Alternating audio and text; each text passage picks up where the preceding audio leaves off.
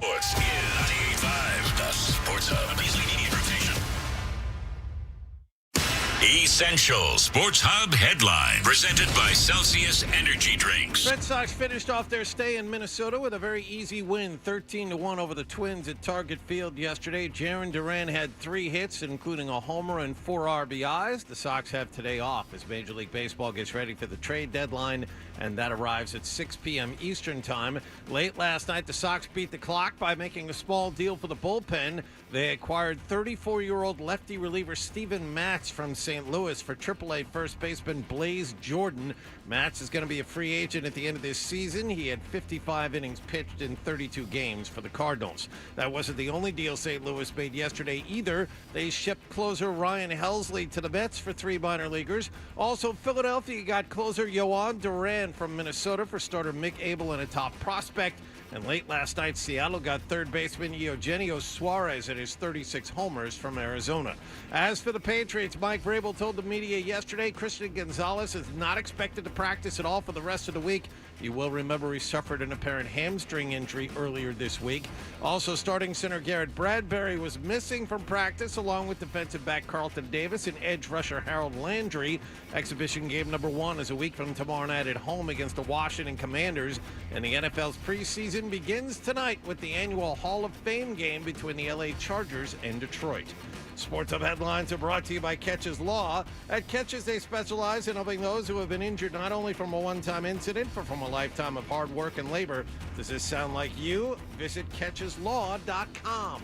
I'm John Wallach on Boston's Home for Sports, 98.5 The Sports Hub. Your next update at 6:30. To us, Boston pride runs deep. I'm a Bostonian! This is Boston's home for sports. Bow, bow, bow! 98.5, the Sports Hub. Ladies and gentlemen, I need all of you to stop what you're doing and listen. Toucher They love the show. In fact, they said, Fred, you're the best. and Hardy Who's Taylor the originator? on 98.5. Hello. Hey there. Aloha. Bonjour. How are we doing? What? I'm an animal. Can we use this for the radio? No, Nick, with your drinking at noon on Monday. Well, I tell her the truth, I miss booty. That problem is too large for the Sarge. You know how I feel about clowns on morning shows? I'm just saying, hello. Toucher and Hardy. Watch Daddy and Uncle Freddie. Knocking back 25 glasses of soda. Having some fun. On 98.5, the Sports Hub. Let's go. Can you believe that last result? Hey, good morning, everybody. Good morning. We are Toucher and Hardy, Town Fair Tires Studios, 617-779-0985. You can watch us on YouTube. Subscribe to 98.5 The Sports Hub on YouTube. We're live on that. Joe's live at night. You got Alex Barth from camp, Patriots camp, all those things going on. Many videos. Many French fries. I really like that because of XYZ. With the Z, I don't like that. It's Z. What are you talking about? I'm talking about that's what Geddy Lee says. He calls the song of Rush YYZ. Does he really? Yes. That's obnoxious. Yes. They don't say Z in Canada, do they? I guess they call Toronto Airport YYZ. Like that's the Toronto Airport. Well, yeah, that's the airport code, but It's YYZ is the airport code, but they YYZ. call it YYZ. Is what they say Z in Canada because they're still, they're still empowered by the British. Don't they have the Queen on their currency? yes, Canadians generally pronounce letter Z as Z. Yeah. Well, I just listened to the Geddy Lee audiobook, so I heard him say Z. Says Z several times. Make like America and say Z. Come on. Come on, you fool. I'll tell you, it is. It was so hot yesterday, I had to go to Lawrence in the middle of the day and sit outside. And I got lightheaded. I hadn't ate. I had not ate because I didn't eat here. And then I went home and I slept for 45 minutes and then I had to go to Lawrence. so I didn't have anything to eat. And then towards the end there, at Lawrence Technical Institute, and I drove my son there, and we got to Lawrence Technical Institute, and they had like it's a vocational school, obviously, so they have like it's big too. It's a nice school, but it's big, and it had like a plumbing area and like a area for auto repair, and my son was enamored with it. He was enamored with the school. He thought he was like, wow, this is cool.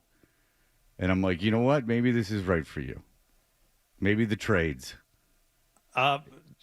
He could probably do very, very well. Yes. And they have a beautiful baseball field, AstroTurf and everything. Wow. And so maybe that's for him, the trades. I could save myself some money. Well, and save yourself some money down the road. Let's say he went into like the plumbing trades, and next time you got some kind of a sink issue, and the first guy comes over and doesn't do anything, and then you got to call the second people. They come out. You just call your son. Say, hey, come on over here and take a look at the sink. I've been told that you cannot mix plumbing and family. It's like letting someone manage your money.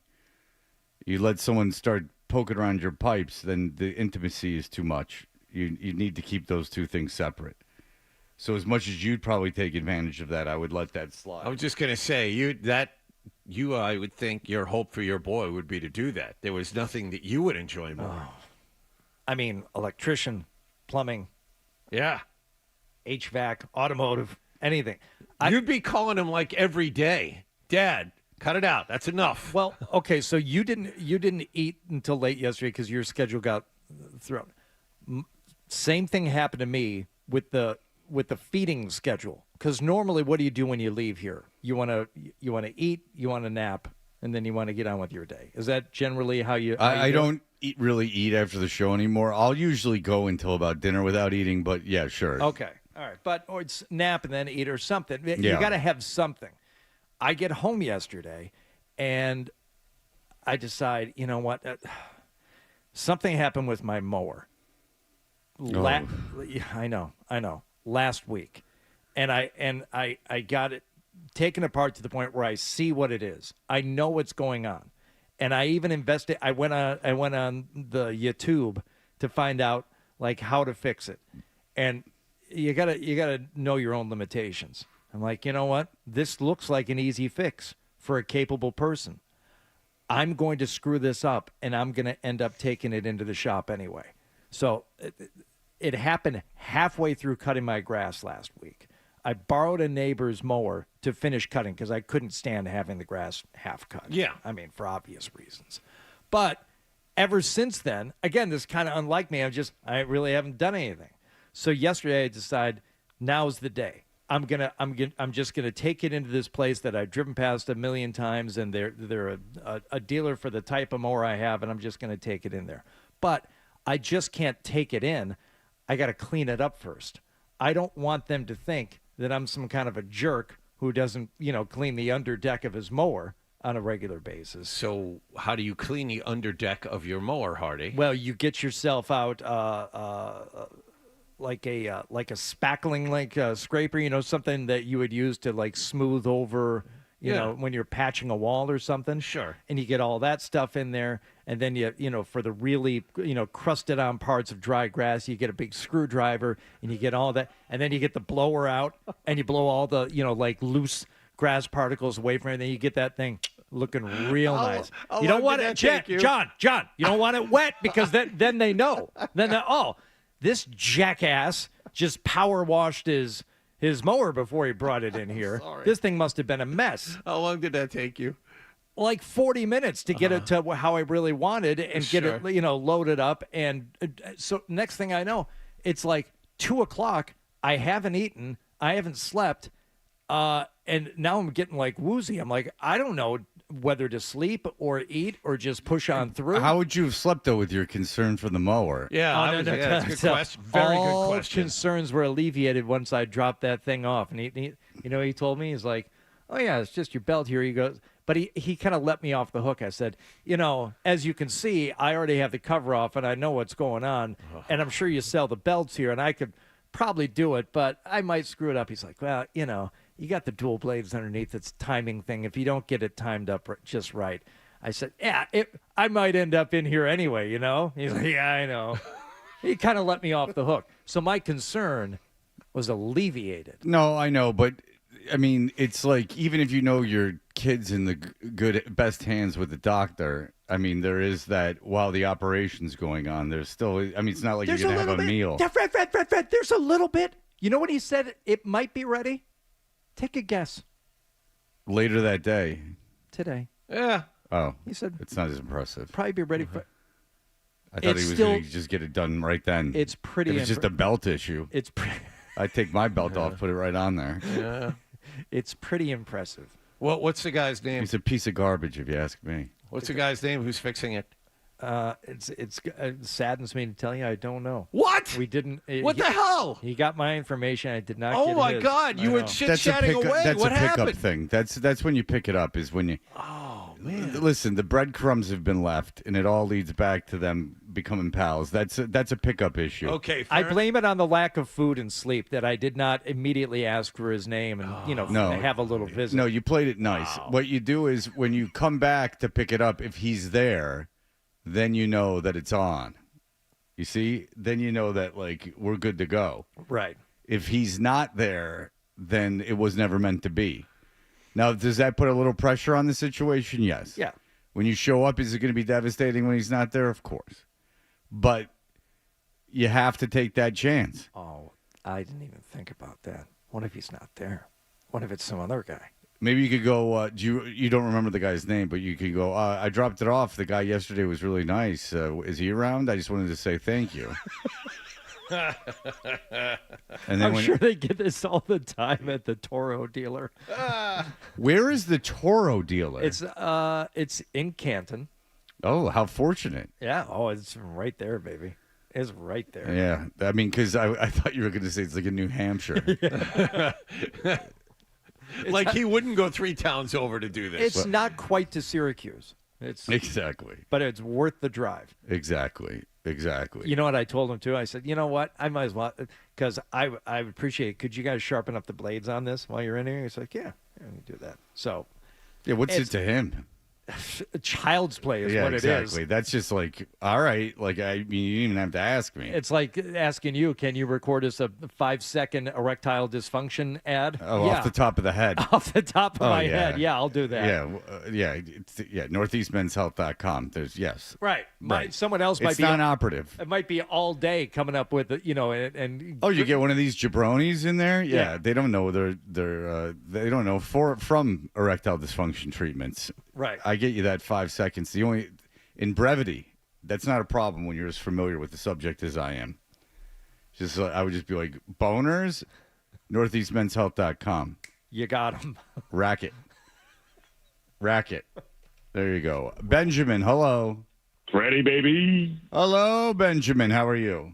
Oh, just lovely. Shout out YouTube Nation. Love them all. Hey, it's so great that you're talking about the trades on the trade deadline. I see what you did there. Oh, very good way to pull it together. To talk about subliminal. I mean, my goodness, my subliminal brain with the sleep I got last night is really cooking. Now, I could really see Milo becoming very handy if he did go to the trades and got into plumbing. Maybe he could bring home some samples from pipes. Yes. Yes. Well, you can't fall in love with what you find. Is unfortunate. Oh, I'm sorry. You can't flush pads.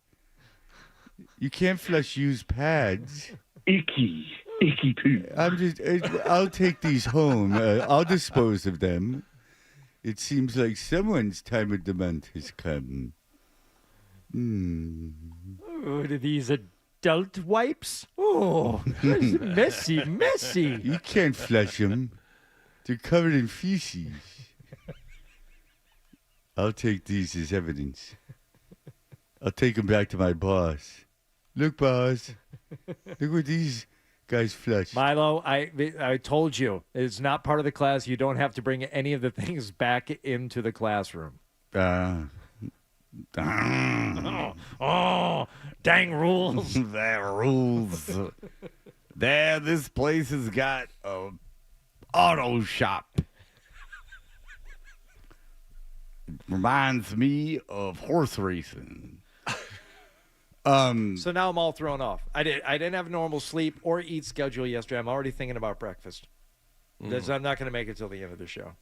Yeah, you did. You've mentioned breakfast already. Yeah, I'm real hungry. Yeah. If your son, what do you envision? Like when you think of your son, because it's different with daughters. When you think of your son, because what you're into is different than, I mean, everyone's an individual. Yeah. And you so love working with your hands. You're so Midwestern in that way. When you look at your son, do you ever envision him, not even as a job, but just, do you envision 20 years from now? How old is your boy? 15? He'll be 15 in 2 weeks. Okay, so yeah, he's about to turn 15. So do you envision him when he's 35? Hopefully, you're still kicking around. And do you see yourself going over there and watching him? He's like, "Hey, Dad," and you're like, "What?" And he's like, "I gotta paint the baby's room." And you're like, "Oh, hello, yeah." And he's like, "Would you mind coming over and helping out?" Do you ever hear the music of The Natural playing while you and your boy are doing home projects? I sadly think it will never happen because he is very much of the mindset, whatever is there is fine. He's adjusted. He's well adjusted. I almost said he's a lot like you, but I would not describe you as well adjusted. I would say that. Why? What gave you that impression?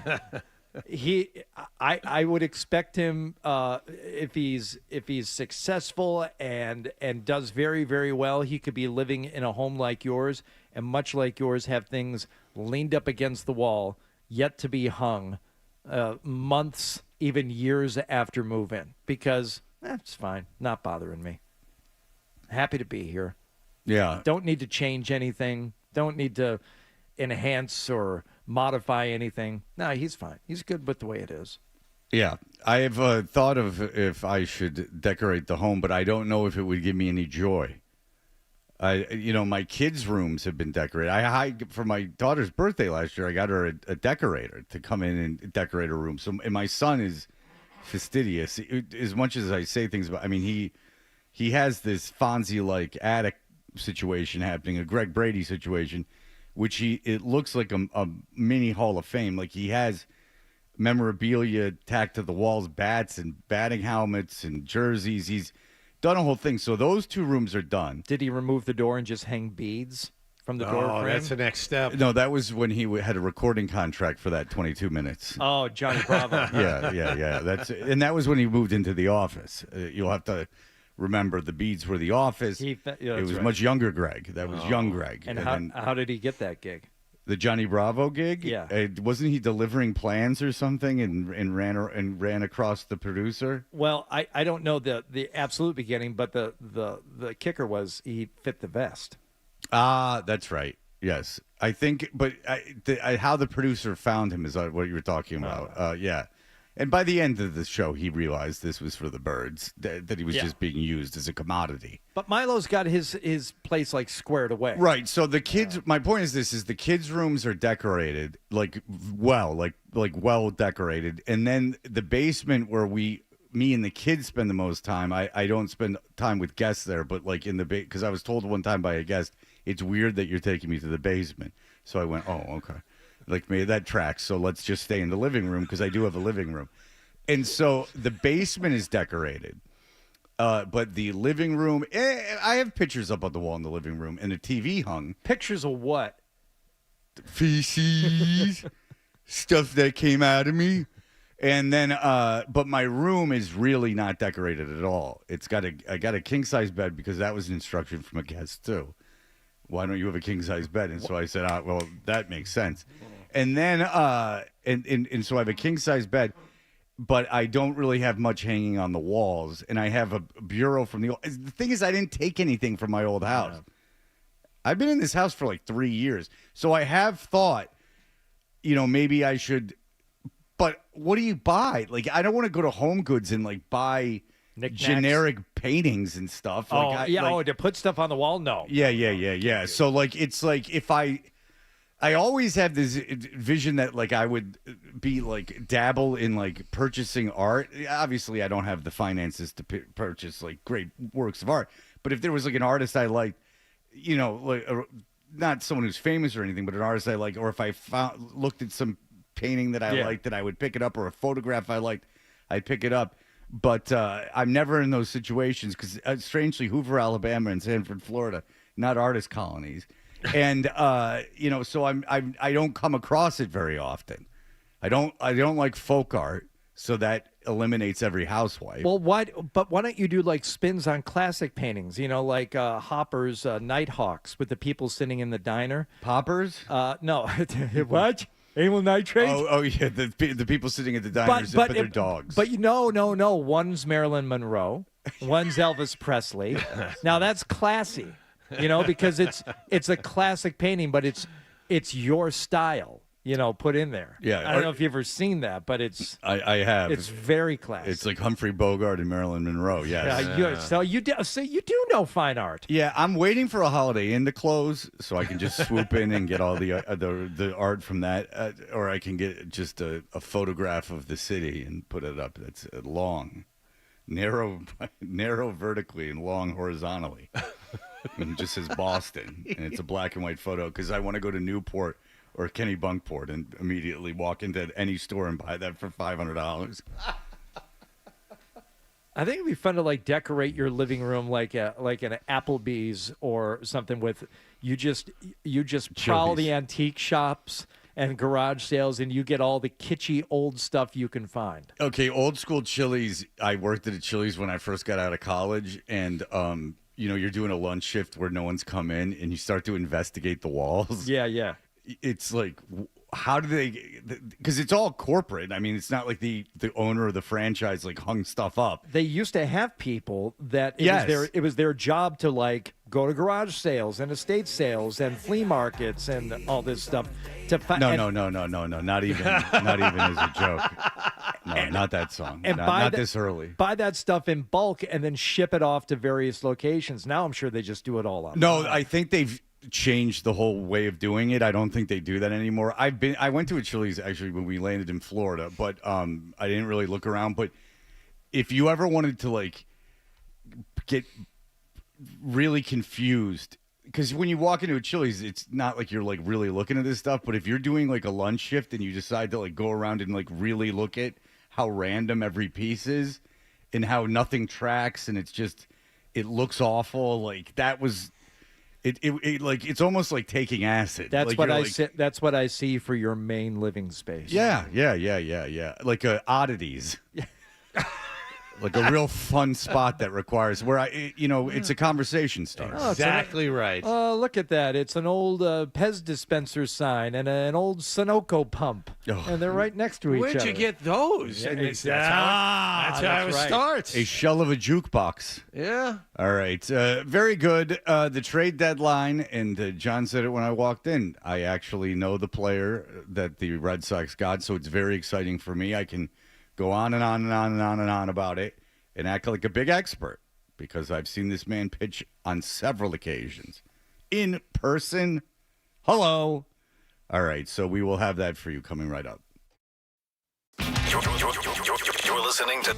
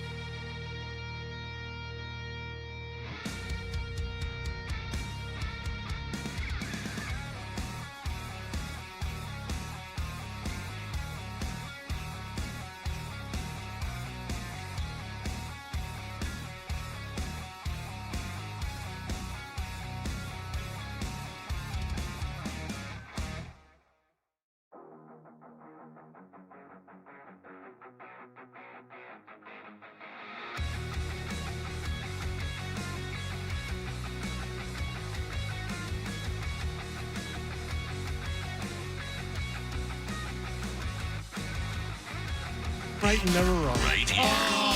Is that Dutcher or is that Hardy? Kinda looks like a poodle. It's an effing poodle, dumbass. The Sports Hub. Did you catch the game last night?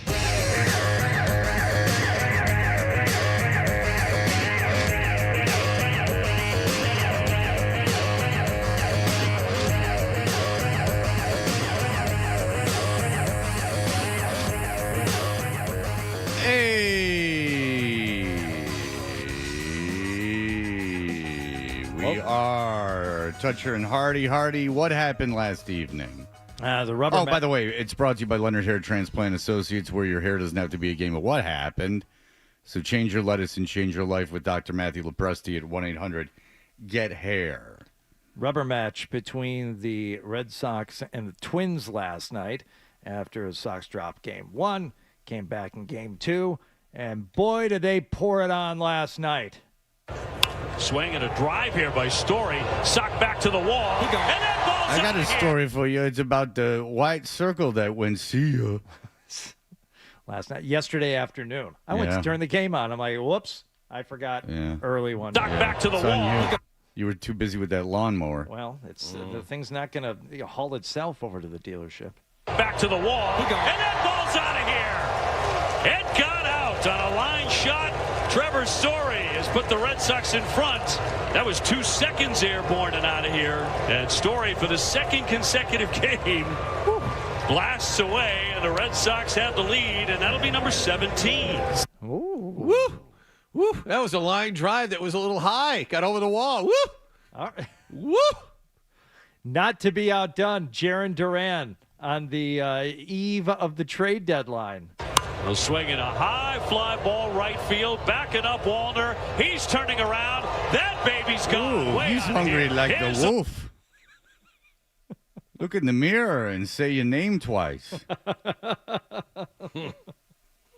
It's disco and rhyme. I haven't. Why? Union of the Homer. Way out of here. His 11th home run of the year, a 2-run shot. Isaiah Thomas. What? 11th. And the Red Sox are turning this one into a laugher in Minnesota. Yeah, Duran says trade that. 460. Yeah, he does. He says trade that. F you, you pieces of garbage. Trade that. I dare you. We're trying. I have 11 home runs. You moron. Trade that. It's almost August. Only almost August. I got 11 ding-dongs. Trade that, you stupid idiots. Yeah, Duran says trade that. 416 feet. He's driven in 4 runs today.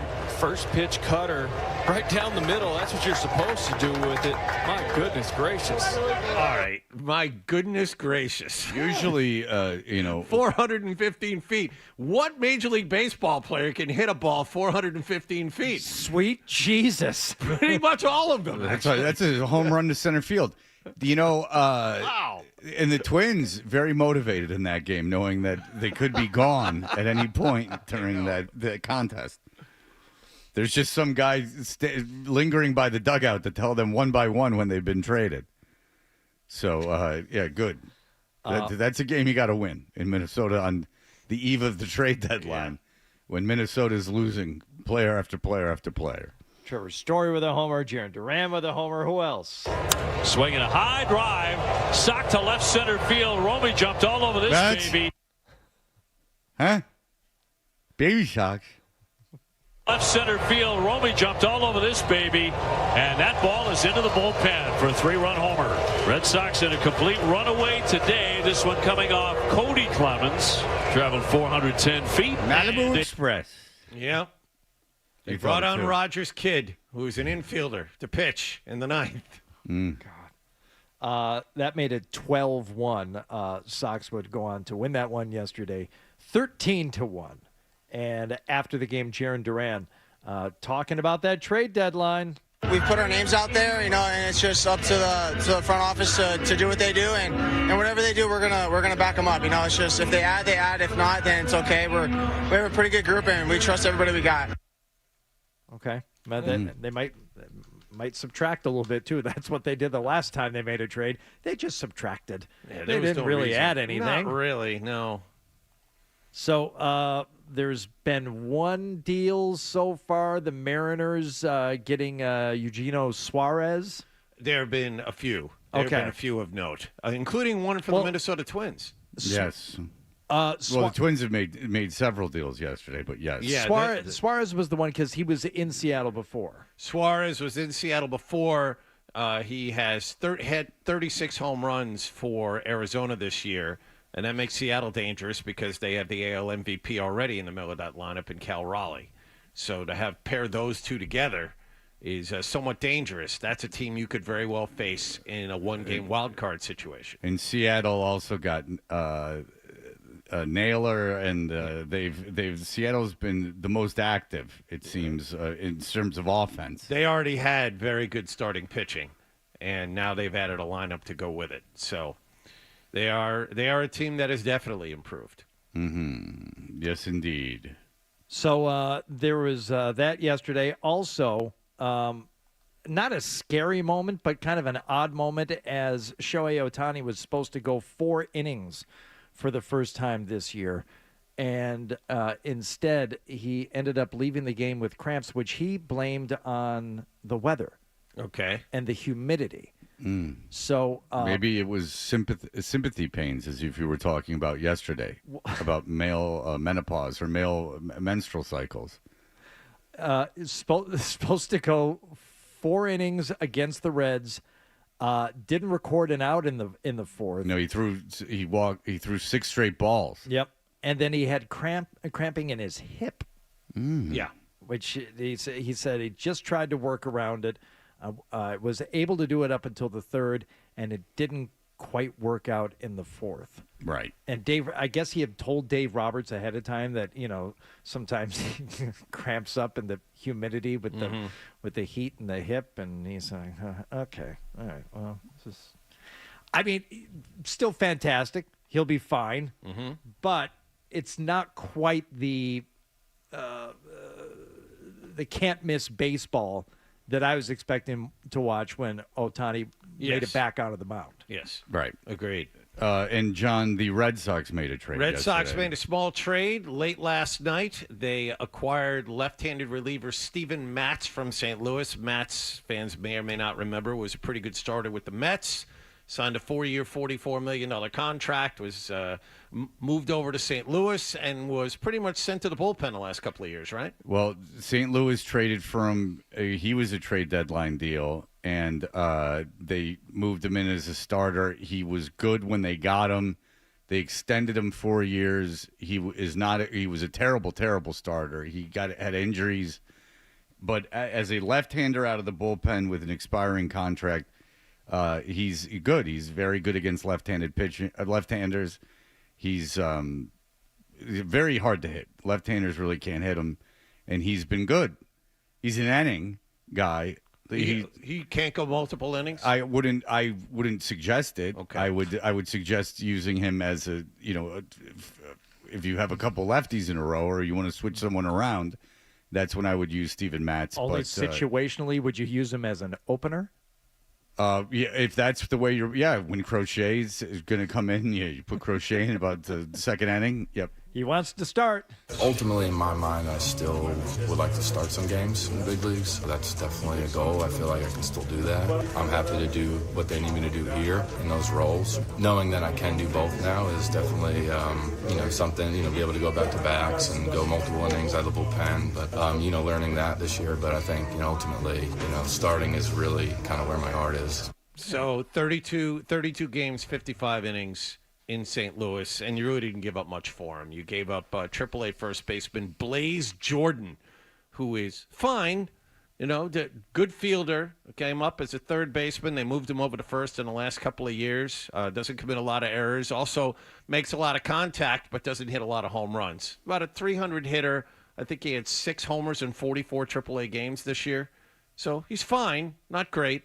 And they describe him here as a power hitting first baseman. That is not the case if you take a look at his numbers. Jordan, 22, is a power hitting first baseman who started the season in AA, was promoted to AAA in early June. He has 12 home runs and 61 RBI while batting .304.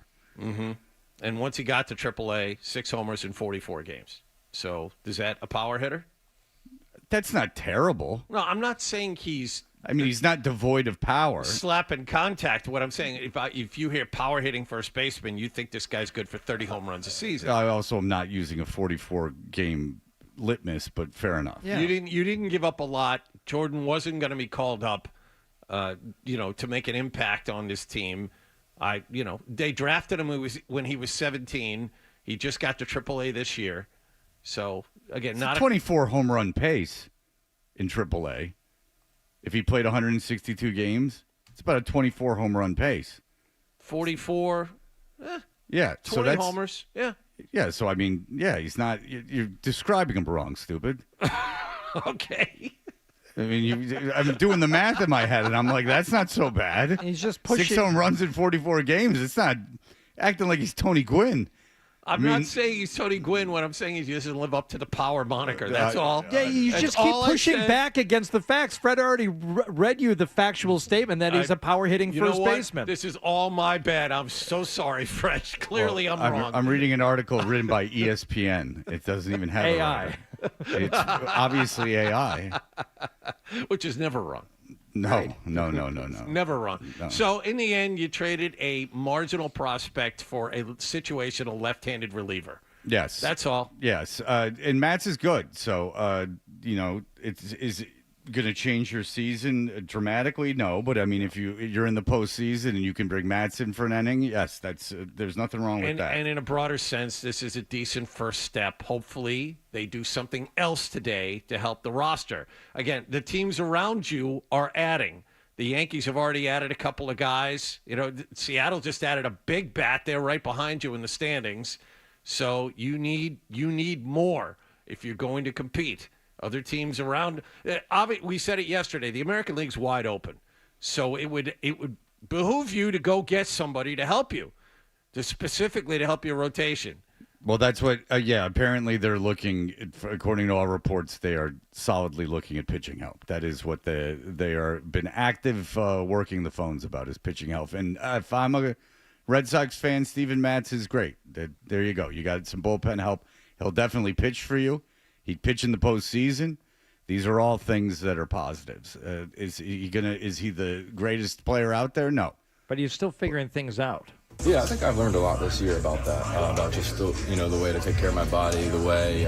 It's like, take care of your body. Wait a Are you there, God? It's me, Margaret. He's 34. He's just He's still figuring things out. He's figuring out. Life's his 11 body. years. Life's a journey, man. You got to stand over a mirror. All right. Squat. Yeah, you got to squat over a mirror. Sure. See how that tank's a doing. All right, very good. So, Red Sox fans, in my opinion, my expert opinion in this, I like Steven Matz facing left-handers. Now, there is that rule now that you have to pitch the 3 batters, but nonetheless, he's not completely incompetent against righties, but shuts down the lefties. All right, we'll be back in just a moment. Here are the headlines. Sports Hub headlines presented by Celsius Energy Drinks. Red Sox won in Minnesota yesterday, 13-1. Jarren Duran, three hits yesterday, including a home run and 4 RBIs. Sox currently have the second wild card in the American League. They have tonight off with the Major League Baseball trade deadline coming up at 6 p.m. And late last night, as we were just talking about, the Sox made a small deal. They got former lefty starter turned multi-inning reliever Steven Matz from St. Louis for AAA first baseman Blaze Jordan. A lot of other trades around the league as well. Cardinals sent closer Ryan Helsley to the Mets. The Minnesota Twins shipped their closer Yohan Duran to the Mets.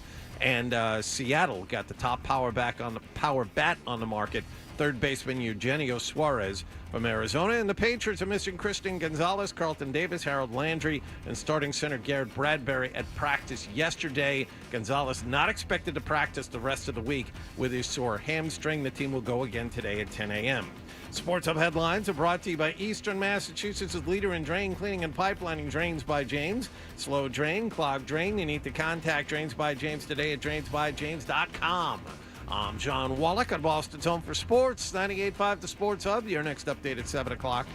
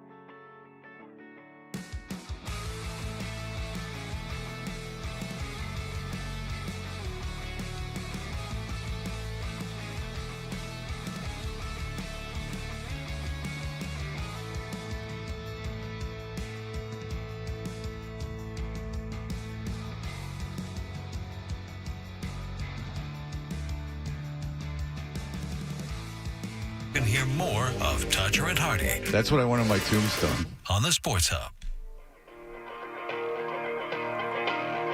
Hey, we're Toucher and Hardy. Did you know that the Braves are playing the Reds at Bristol Motor Speedway on Saturday? Yeah, I did. And they sold 85,000 tickets? Yes. I did not know that. I found that out on CNBC. The league thinks there's a crossover between NASCAR and baseball fans, so that should be good news for baseball. That you're poaching NASCAR fans. Do you remember, like, in the late 90s, early 2000s, when NASCAR was believed to be, like, pushing into the mainstream? Oh, yeah. Yes. And like, you would go to a bar and, like, races would be on? Did they do that in Boston? Yes. Okay, because there was this, and I think it's Very, very briefly, but yes. Yes, it was the same thing in Atlanta. Like, it was like this brief period where you were supposed to like NASCAR, and I think it has something to do with in cities, in urban areas, people were wearing like almost like 8-ball jackets, but with NASCAR patches on them. Like, so, like, it's like a 2-month period in there where everyone wore those jackets. Everyone had a Dale Earnhardt jacket on, and every bar you went to had NASCAR races. So Phipps Plaza was in Buckhead in Atlanta, and it was like when Freaknik Black Spring Break came out, Phipps Plaza was like, it was like Animal House. Like, there would be, I don't know how to estimate the people, 10,000 people in Phipps Plaza. Like, there, it would be like, I never was in there while it was happening, but it was like an upscale mall, but it was very appealing to black people, I guess.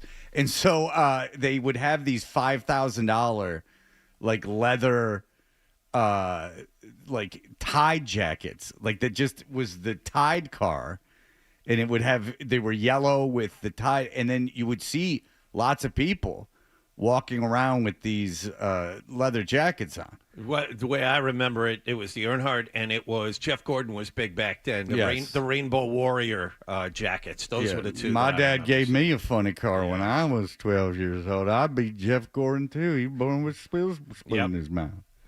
Yeah, you know he's gay. We had a lot of that forced on us in Vegas.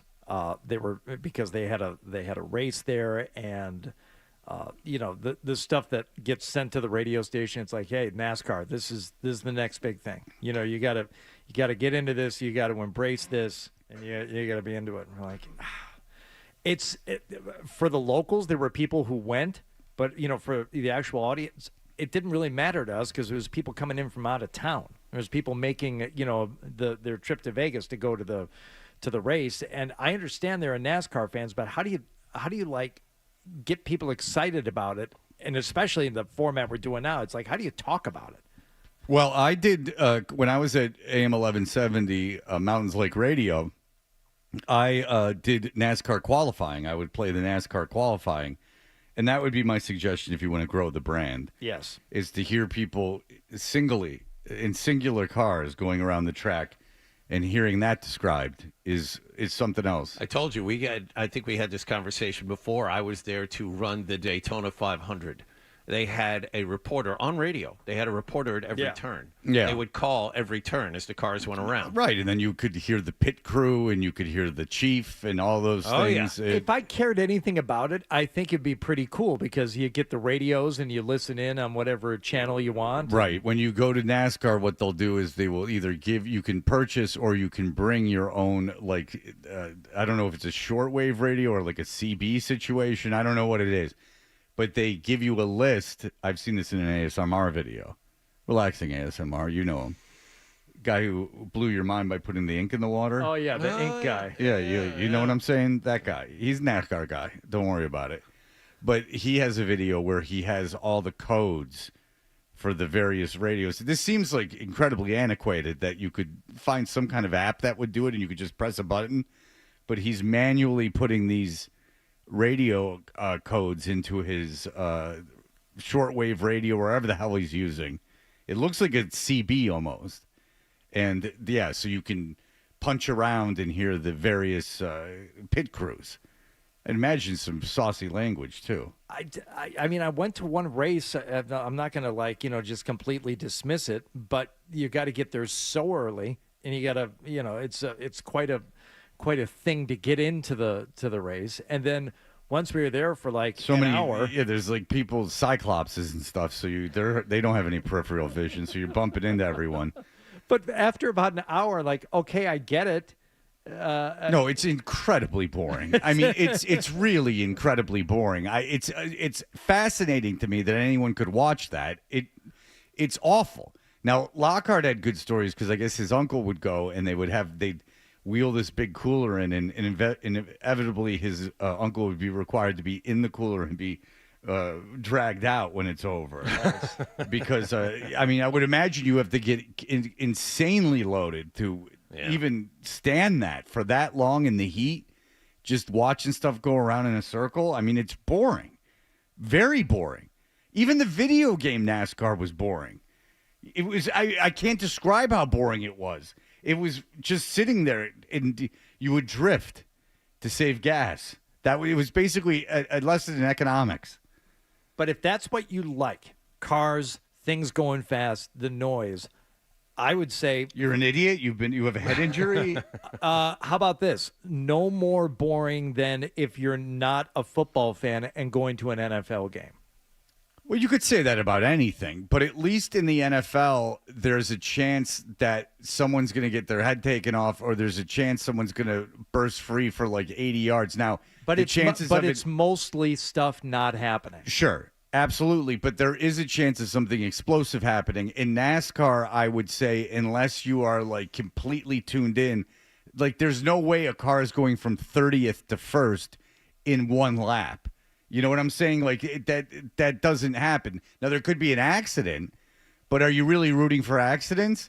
Because that makes you a terrible person. Right. I'm being serious too. Like if you go, there's no way you're a fan of NASCAR because there might be an accident. That can't be true. Now it adds to the danger and the excitement that chance that there could be an accident, and that's what makes it, compelling in some way, but it's like watching hockey for fighting. Like if you go and watch hockey for fighting, it's a fool's errand. I mean, you're going to be bored off your ass because A, they're probably not going to fight, and B, if they do fight, it's not going to be any good. They're just going to be holding each other until someone falls. So that's the same thing with the accidents in NASCAR. It adds gravitas to the proceedings that you could die. You're also just watching cars. You're not watching people. And if you go to any other type of sporting event, at least you're seeing the people doing the thing. You can't even see them. They're just cars. And so much of it is like I watched that F1 movie, and like so much of it is science and, picking up like microsecond advantages. That's not interesting. I mean, that you'd have to be around the team. The most interesting thing about that would be when they're tweaking the car like in off days. Getting the car ready. Yeah, and then you might as well just how much work at Valvoline on those on those road courses. Well, how many? But at least the road courses have turns and they have to slow down and stuff. Like the ovals are just nonsense. The road course, they had F1 on at the gym. Yeah, that's right. And they're going around a turn going like 92, and then they're going around a straightaway going like 200. For a second, when you see how fast they're going around a sharp turn, it's interesting because you're like, oh, I've done sharp turns and going 92. That's crazy. But for a second, it's interesting. An oval? Not even for a second. Not even for a second. And I told you about the time that first time I ever flew to L.A., I went with these two girls and the guy that I was doing the show with, Axel. And we get to the Hollywood Roosevelt Hotel. I'm exhausted. I was afraid of flying out there. I was up all night. The flight, I was nervous the whole flight. We land. I've never been in L.A. before. There's a time change. I go, I'm going to bang this lady and go to bed. Nice. Yeah, that's hot. right. That's yeah, hot. You got that right. And I did not have sex with her. I just went right to sleep. And the minute I went to sleep, Axel calls me in the room. I didn't have a cell phone. Calls me in the, oh no, I did, but he calls me in the room. I answer the phone. I go, hello. I just got to sleep. He goes, dude. I go, what? He goes, Dale Earnhardt died. And I go, are you crazy? Waking me up? Who cares? And he's like, it's crazy. And I'm like, not crazy enough to wake me up. This is something you say in passing. Like, or not. Or yeah, like I don't need to know this. Like I needed to know. Like you needed to tell someone, and you needed to wake me up to tell me this. Something that maybe you tell me tomorrow if you see me. Yeah, like we're traveling together. Like you couldn't call call your wife. Need to call me. All right, very good. We'll be back in just a moment. Stay tuned for more Toucher and Hardy on the Sports Hub. Tax-free weekend kick.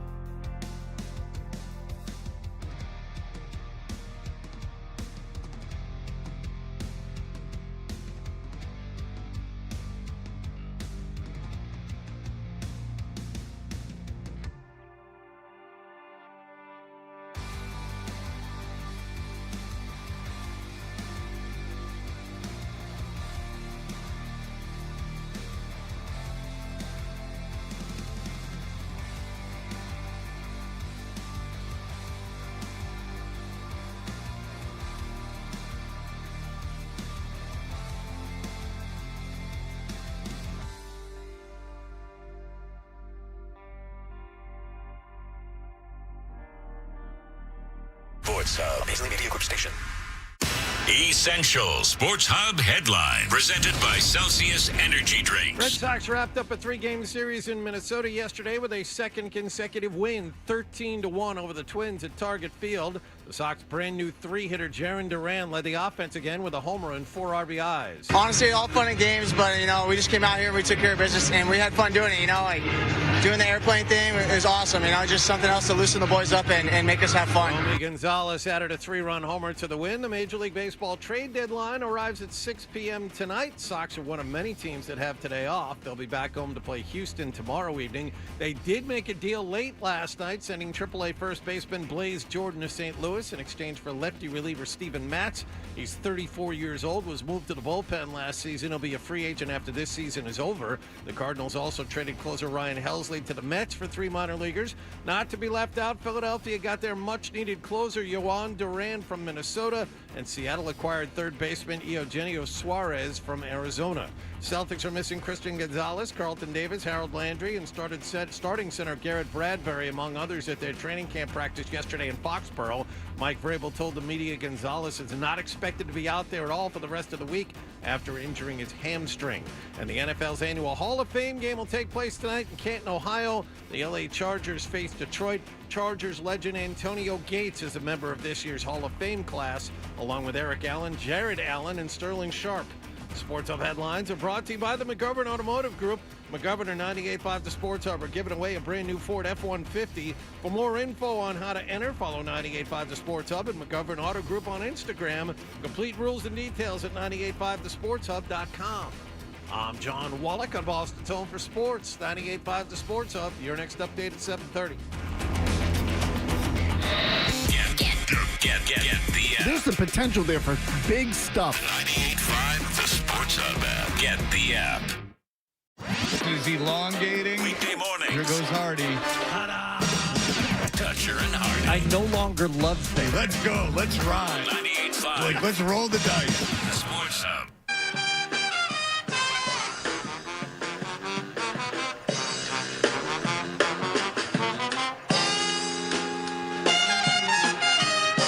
Hey, we are Toucher and Hardy. You can watch us on YouTube. Subscribe to 98.5 The Sports Hub, and you can watch us live. Ozzy Osbourne, of course, passed away last week. His funeral was... if you want to keep Dan on, I'll take him next break. Or I'll take him later in the hour. His funeral was yesterday. It obviously Birmingham, and it was funny because our own Ryan here, who's producing, and he's part of the show always, but he's producing for Adam. Not in good hands, obviously. Ryan, I said Birmingham, and he was under the assumption that Ozzy was being buried in Birmingham, Alabama.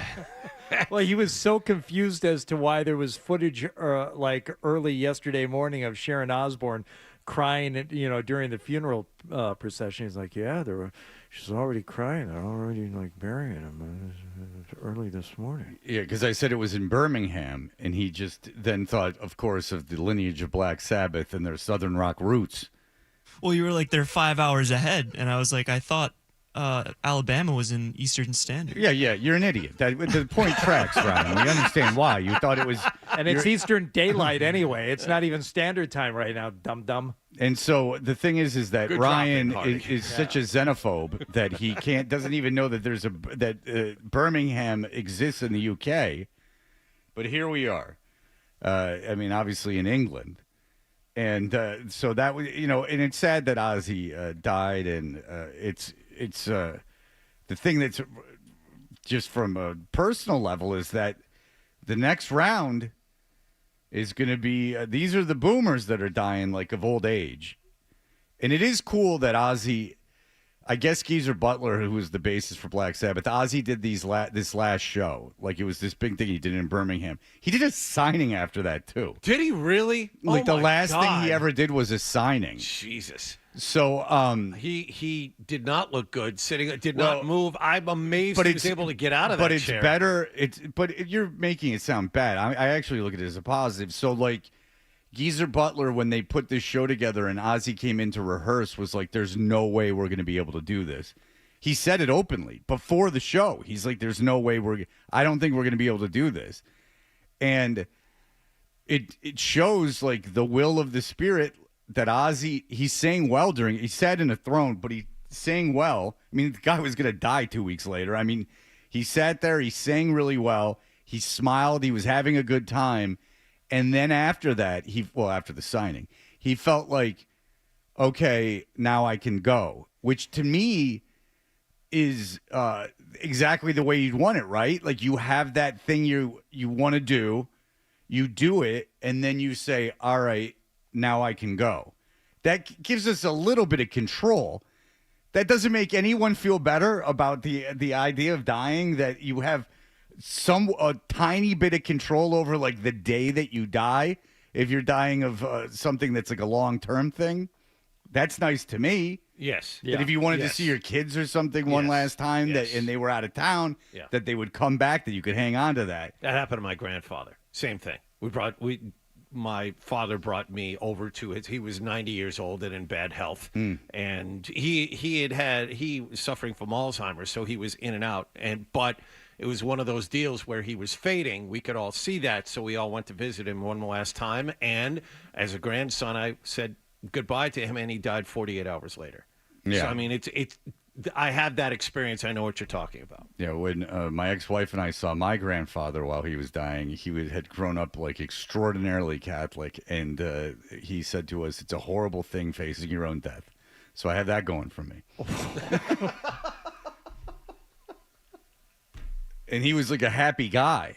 And and it was the only time I ever saw him freaking out. So that was good. And I always have to ask my ex-wife, did that really happen? And she's like, yes, I was there. So thank God someone else was there, because I was like, oh no. Wow. Yeah. I joke about it, but I think deep down it bugs me. But anyway, you think? yeah, I do. Why would that bother you? He was freaking out too. Like he was like flipping out. Like it was not, and I think he was on probably morphine. Great. Yeah. Yeah, that really, because I always ask Stephanie, I'm like, that happened, right? And she's like, yeah, that happened. Because like it's one of those things that seems dreamy, because I get it. You don't really want to acknowledge it's happening, because you don't want to go like, stop it, old man. And he was a great guy, like in a calm dude. But the thing that bugged me about that is that I told when he was blind, right? And he would blind when he got older, and all he did was walk to OTB in church. And when he died, the priest had retired back to Ireland and flew back from Ireland. So my grandfather was and he didn't have any money, so it wasn't like he was donating to the church. He just was super, super Catholic. And that the fact that gave him no peace, which is kind of the point, right, is I did find that concerning. But what I also found concerning, here we go, pivoting, is that Eddie Trunk was not on the air. Oh. The day that Ozzy died. That's right. He had pre-recorded that show. Well, yeah, it was just kind of a best of, which good luck. I mean, best of. How do you choose? Just throw a dart, and you found something that's better than anything else. Well, Eddie does on international radio, Sirius XM, which flew a satellite into space just so they could put this company on the map. From 3 to 5 Monday through Friday, Eddie Trunk does a show about old rock and roll music, hard rock and heavy metal. He doesn't even know how to pronounce A Tribe Called Quest, which is because you would think individually he could pronounce all those words, but he feigned that he didn't even know how to pronounce it. But Eddie was not on the air, but Eddie has been covering this extensively. He was on the day after the death. He was flying to Vegas. What do you want from him? And I heard this in the car the other day as I tuned into Eddie Trunk. And here's what he had to say. Here is Ramon, and Ramon is in Downey, California. Hey, Ramon. Hi, Eddie. Greetings from Downey, California, hometown of James Hetfield and Karen Carpenter. It's fun. Juxtaposition, right? One's a big heavy metal guy. The other is, Karen Carpenter. Have you ever seen her play drums? Oh, she was. No, people say that she's like one of the best drummers, jazz drummers really of all time. Get around those skins, yes. Yes, indeed. So, there's two totally different worlds of music, but both talented people. True. Yeah, Eddie, in case you didn't know, Eddie clears it up. Hey, I want to thank you. This is a fantastic show that you have. I've been listening for years. You and your trunk team, they put together a real great show.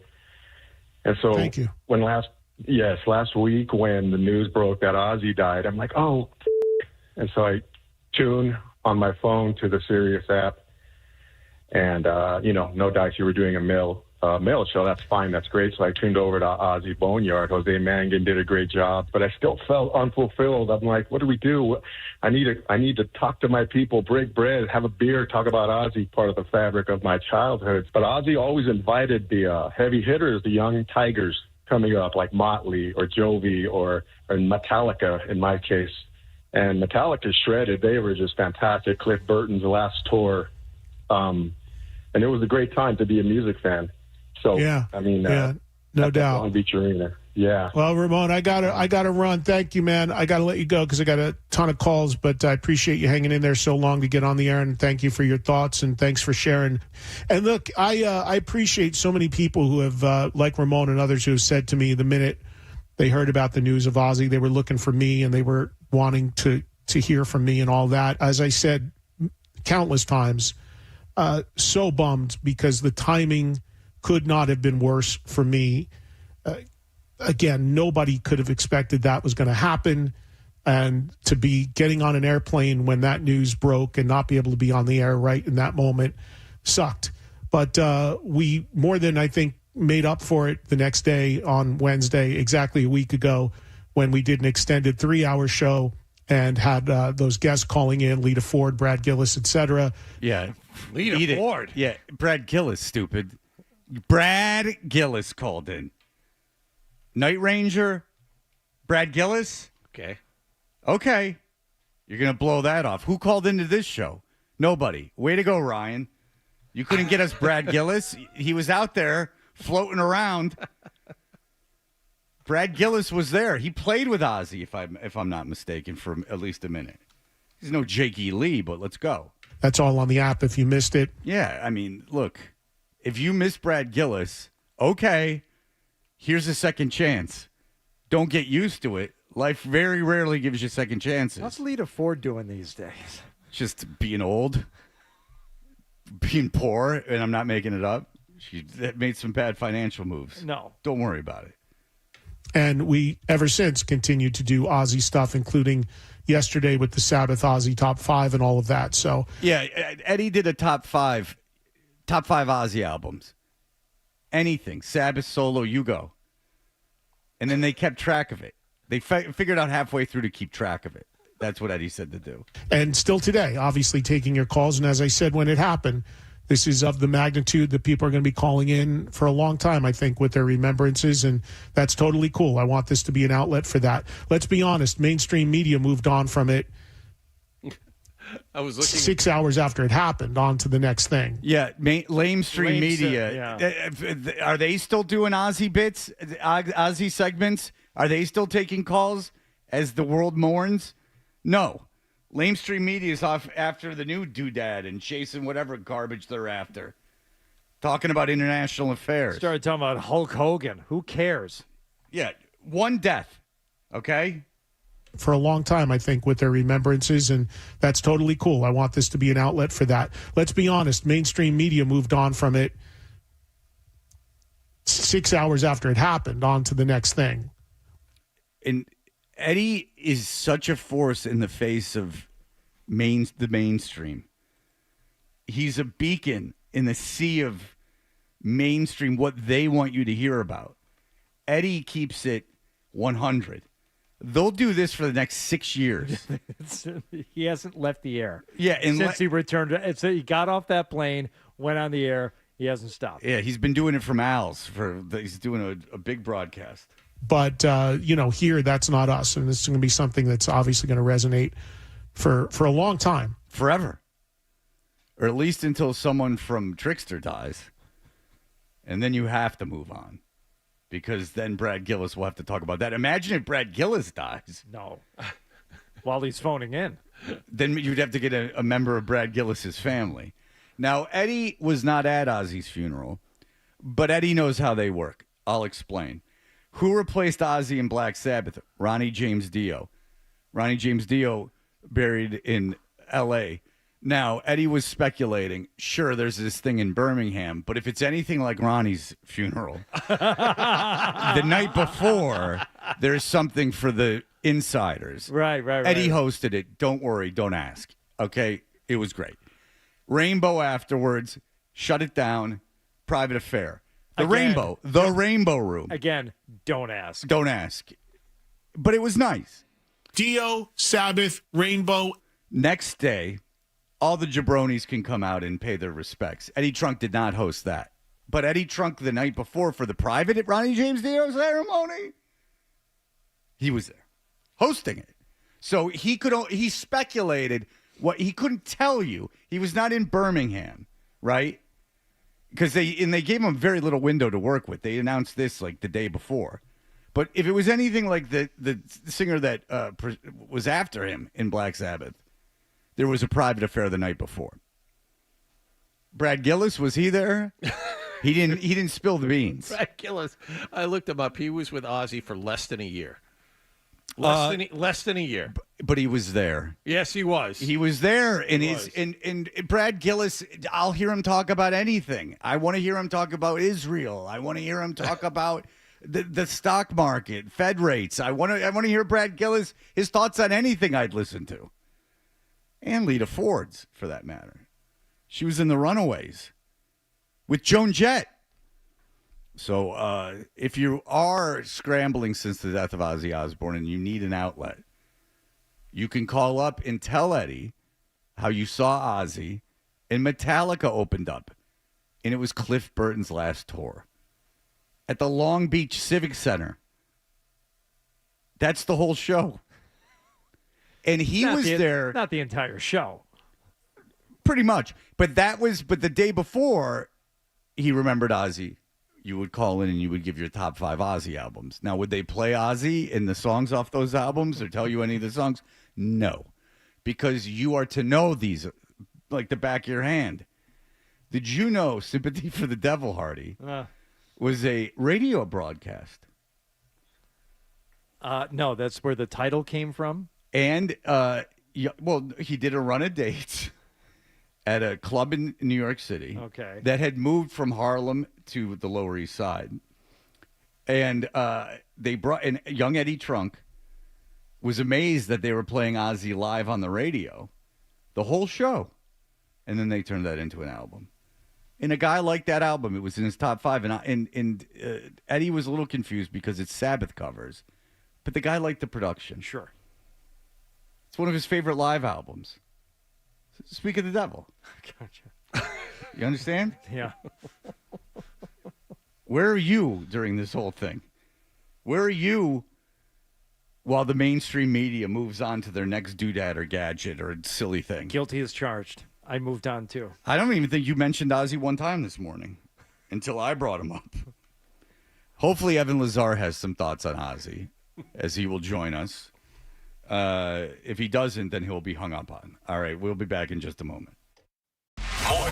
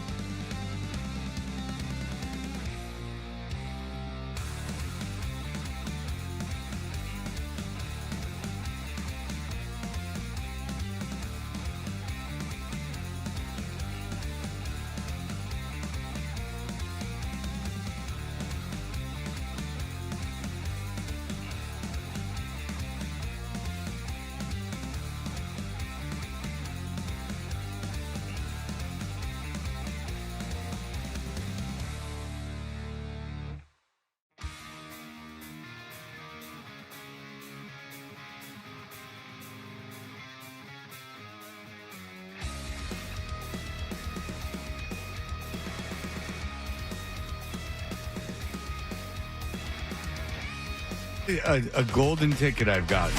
There you have it. Toucher and Hardy resumes on the Sports Hub. Hey, we are Toucher and Hardy. Evan Lazar covers the Patriots for Patriots.com. He is out there at camp every day. Evan Lazar, thank you for joining us, sir. No problem, guys. How are we doing this morning? We are doing well. Knowing that Eddie Trunk is still talking about the Ozzy death, we are in good hands. All right, so you are out at Patriots camp. Who, first of all, how different is it from last year? That's a good question. I would say it's quite a bit different in terms of the overall competitiveness of practice. I feel like there's a much better back and forth between offense and defense than maybe we've seen in recent years, where the offense has been pretty clunky for most of training camp, and the defense looks like it's dominating, but really how much are they dominating against that offense, and that sort of thing. And we've had to play that game for the last few training camps, I would say, whereas this year it's kind of hard to decide like who won the practice, right? And I know that sounds silly to talk about who wins practice, but that's what we do. And each day it's like, well, the offense made some plays, the defense made some plays, and that's the kind of thing that you want to see. So overall, I think that's the most optimistic view on it in terms of how different it is than the recent years. Yeah, in terms of the line, defensive line and offensive line, are you getting a read on who's better right now? What side of the ball is better right now? I would say that, it depends on the situation.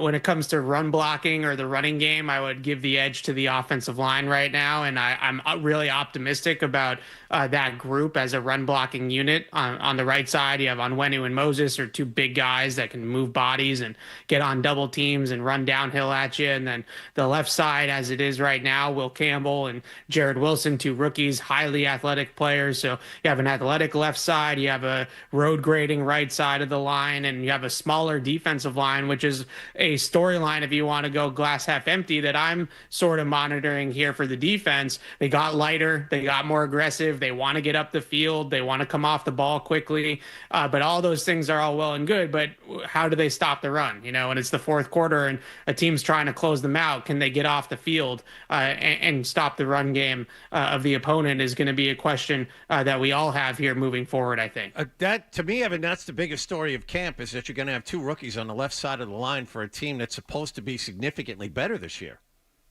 Yeah, and honestly, I look at that as a huge positive development for them, that they might have drafted not one but two starters on the offensive line in one draft class. And for a team that was basically across the board the worst offensive line in football by every single metric that you look at from a year ago, they're going to have four new starters, it looks like, on the offensive line, and the only incumbent will be Onwenu, which is exactly how it should be based off of the play of that group last year. So having those two rookies look the part this early on in camp and look like starters and hits in the draft is really massive for a team that just needed the talent on the offensive line desperately. So I look at that as a positive, that especially Wilson, I think we all knew Campbell was going to start as a rookie, but Jared Wilson emerging as a really on the starter track right away on the interior is a huge development to me. So, real quick, just staying on the line. So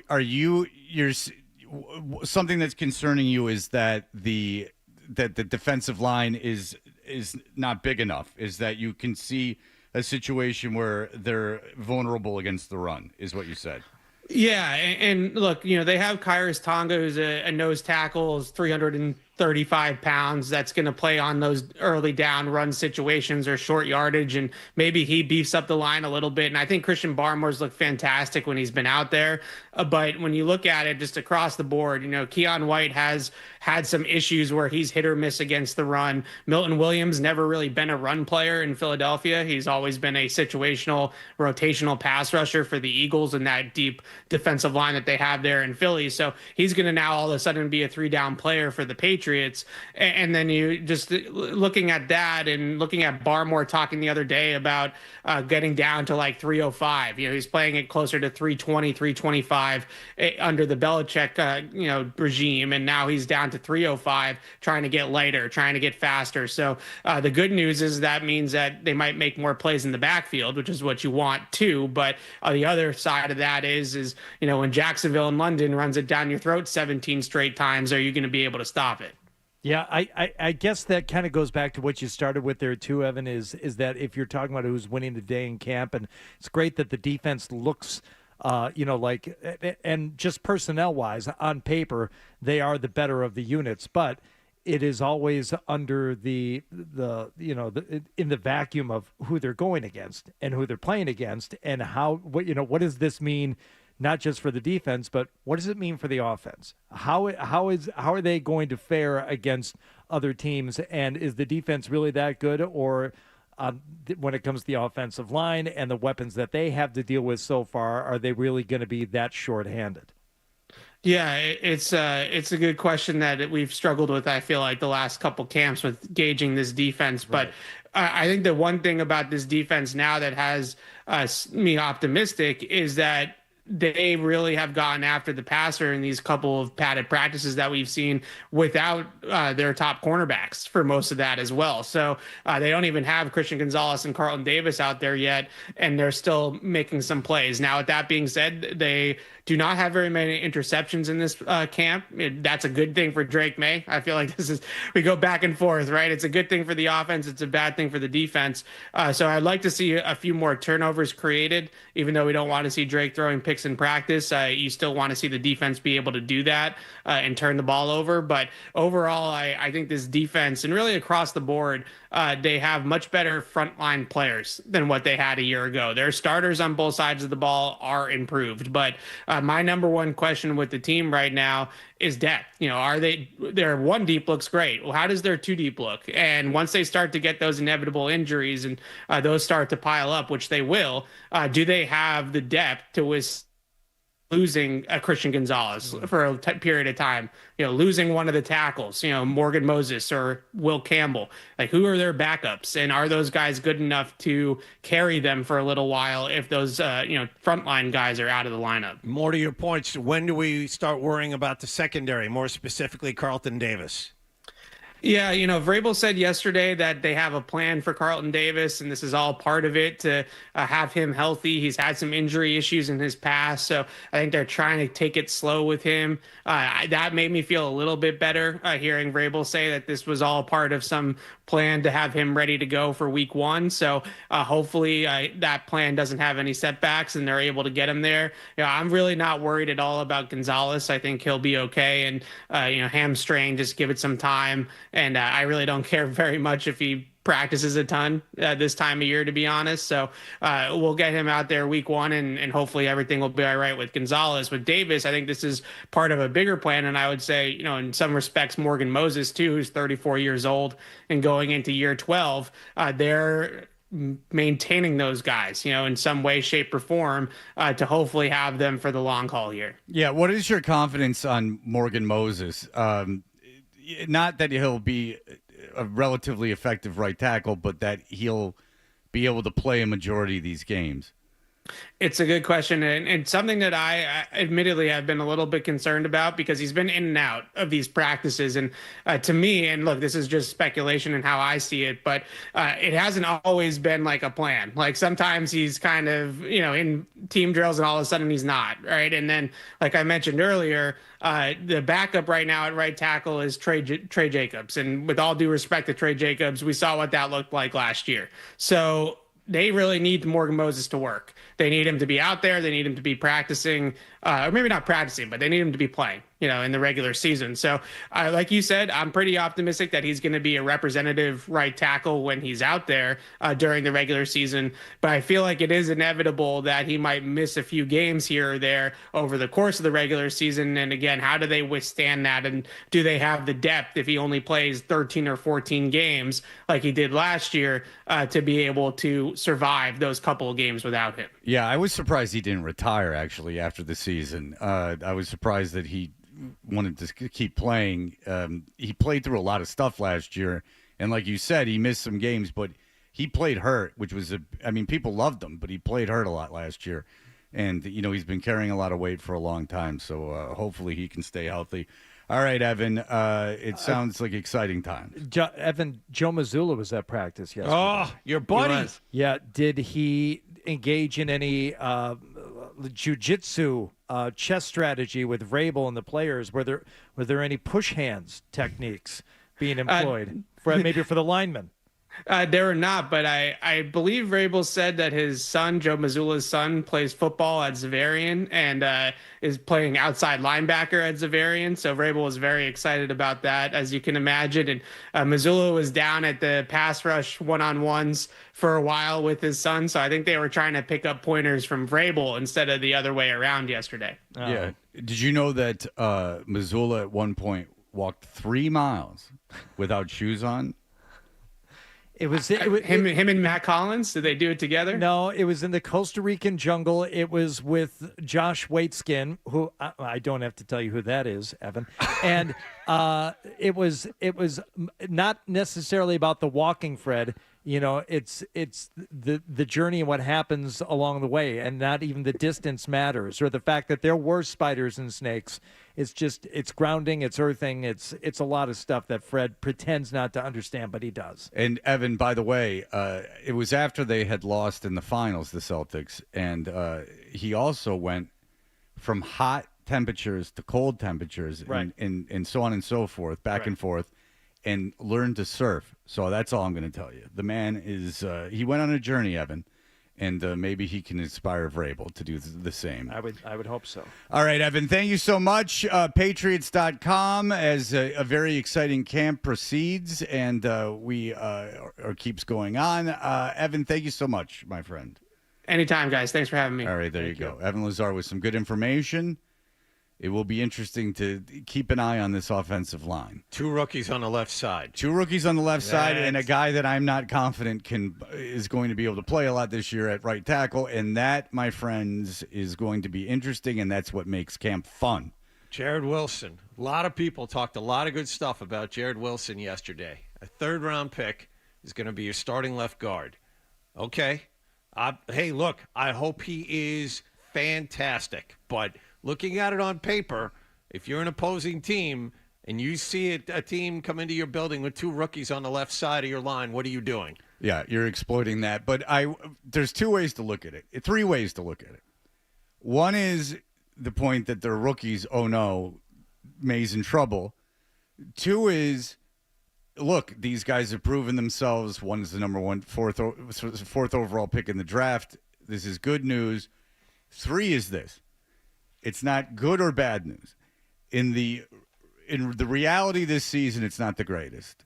But every game these guys play together as a unit, every day they stay healthy. Yeah. This is the next 8-9 years of your offensive line. Maybe that's the one I'm going with. You should, in reality, you should go in that direction. I just keep coming back to the expectations for this team. I agree. That they're so astronomically high for those people who still think this team is going to win 8 or 9 games. I heard 10 a couple of days ago. But they're on their way. Evan Lazar talked about it. Depth, it isn't there. They have 1 injury, and especially in the secondary, they're in a lot of trouble. An injury on the offensive line, they're in a lot of trouble here. So having 2 rookies on the left-hand side of the line for a team that you don't expect to do a lot is a great thing. They play together. They grow together. They're both very cheap, relatively speaking. You can afford to spend money elsewhere on your quarterback, especially who's going to make $50 or $60 million a year in a few years. I mean, this is great. But, I mean, if you expect this team to win as much as a lot of people do, this isn't the best story. The Lions for a long time had a very young offensive line. And this season, I hope if you're a Patriots fan, you're satisfied with this. It reminds me of the Lions season where they beat the Packers the last game of the season to keep the Packers out of the playoffs. And then they went on this run they're on after that. You know, they were a team that was building. I do think... Man, I'm hearing everything that the Red Sox are going to win the World Series on this station. I'm hearing that. You know why? It's because there was no championship this year. No, that is why. It's like everyone's like kind of fed up with the no championships. Like, you know, when you're winning a bunch of championships, everything's terrible. You know, everything's terrible. We're winning championships. Next year is going to be awful. I think now what's happening is psychologically people are going, Well, we're due. Like the Red Sox are obviously going to make the World Series, and now will they win it? We're not going to go crazy, but they're going to make the World Series, and this team's going to win 9-10 games. I think is setting yourself up for disappointment, which I don't think is necessary. If this team has seven wins, but they're playing well at the end of the season, and this line is stood up and is getting better as the season goes on. You have Gonzalez. You have these two offensive linemen. How long has it been since they really hit on a draft? Right. And so next season, this season is going to be fun, far more fun than the last few. Yes. No matter what. Yeah. Because at least there's a little bit of hope. Yeah. But that has to be enjoyed for what it is. Agreed. If you're a true fan of the team or just, the sport in general, the evolution of this team going from 0 to eventually being a contender is a fun journey to watch. If 9-10 wins, like I don't want to hear if like this doesn't happen, all of a sudden people are like fed up. You have a second-year quarterback and 2 starters that are rookies on the left side of your line.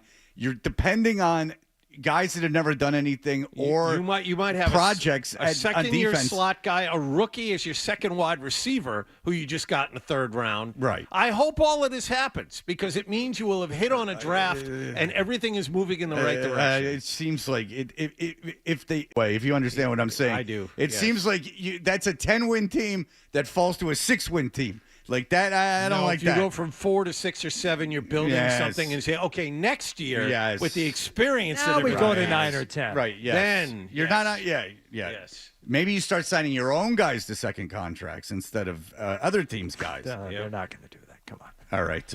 Well, that means drafting, and that means building a team in that way. Yeah, it's not their fault for not signing guys to their second No, deals. it's not money. No, it's just that there's no one to sign. That's right. When you draft that poorly, why would you sign them to new contracts? That's how these teams are built. That's just the reality of it. It is.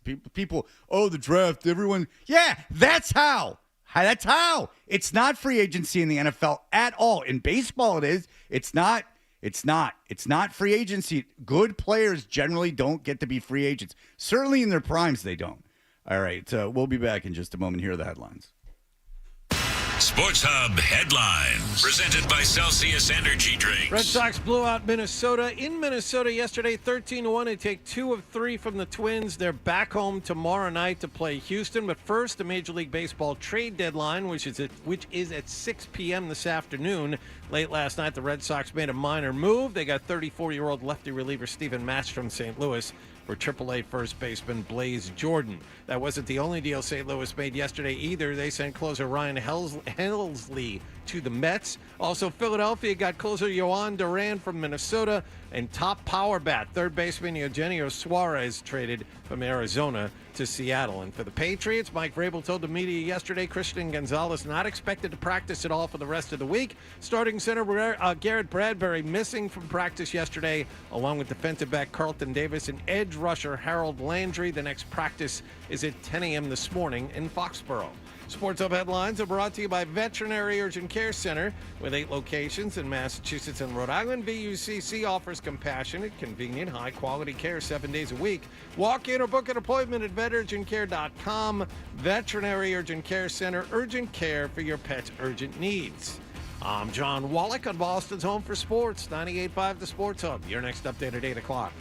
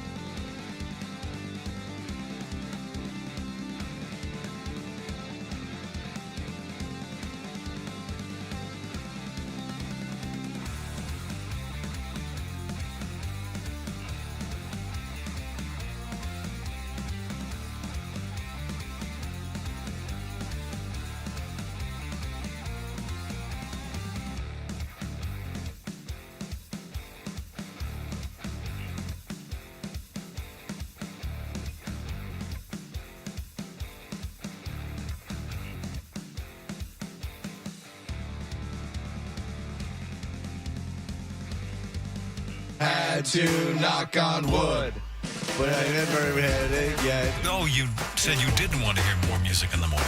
Okay. Here's more Toucher and Hardy on the Sports Hub. A lot to get to. We are Toucher and Hardy. Be listening for your chance to score a pair of tickets to see comedian Nate Bargatze at TD Garden on Saturday, August 9th. 2 shows virtually sold out with a third show added at 3. Tickets still available at Ticketmaster.com. And tomorrow at this time, we're giving you a shot at winning a brand new Ford F-150 courtesy of McGovern Automotive Group. Just listen for your Instagram username to be announced when you hear your name. You've got 985 seconds. That's 16 minutes and 25 seconds. To call us back on the contest line at 617-931-0985 to qualify for the truck. All the details on how to qualify are at 985thesportshub.com. They are pinned on the 985 The Sports Hub Instagram page. There's a couple things you have to do on Instagram. Then you just lay back and listen. Old school radio, baby. Set your clock to it. That's what we're talking about. I wouldn't have guessed that just off the top of my head that 985 seconds was that long.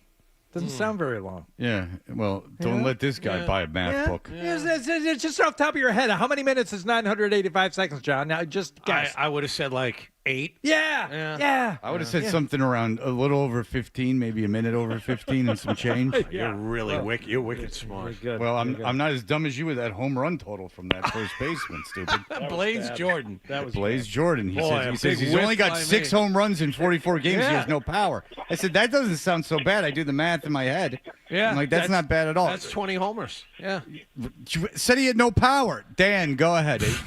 I take 20 home runs on this team. Freddie. Duran's got 11. Talking about stuff. Go ahead, Dan. Sorry, talking about stuff you don't understand, like NASCAR. All right, NASCAR, it's like Santa Claus. You usually outgrow it around 10 years old. My son loved it. Playing with cars, got a little older, and then it went away. You know, it's like an adult that likes a parade. It's just a fast parade going around in circles. Why do you think the cars are covered in stickers? Those aren't advertisements. It looks like my son's bedroom door. They love stickers. They just stick them everywhere. Yeah. So you got to lay off, because some of these fans, they don't come from a diverse gene pool. You know what I mean? You got to give them something to watch. That is true. I mentioned the proliferance of, if that's the correct term, of cyclopses that are at these NASCAR events. We were talking about how Major League Baseball is at Bristol Motor Speedway this weekend, and they've already sold 60,000 plus tickets. And it's funny because my parents live in Knoxville. I'm in Nashville, like more probably than most people around here are, not by choice, but by circumstance a lot of times, in that Knoxville is impossible to get to. And so you have to, Nashville's 2.5 hours away. Now, Memphis in the western side of the state, I'm unfamiliar with, but I have zero idea where Bristol is. I've driven from Knoxville and Atlanta and back a million times.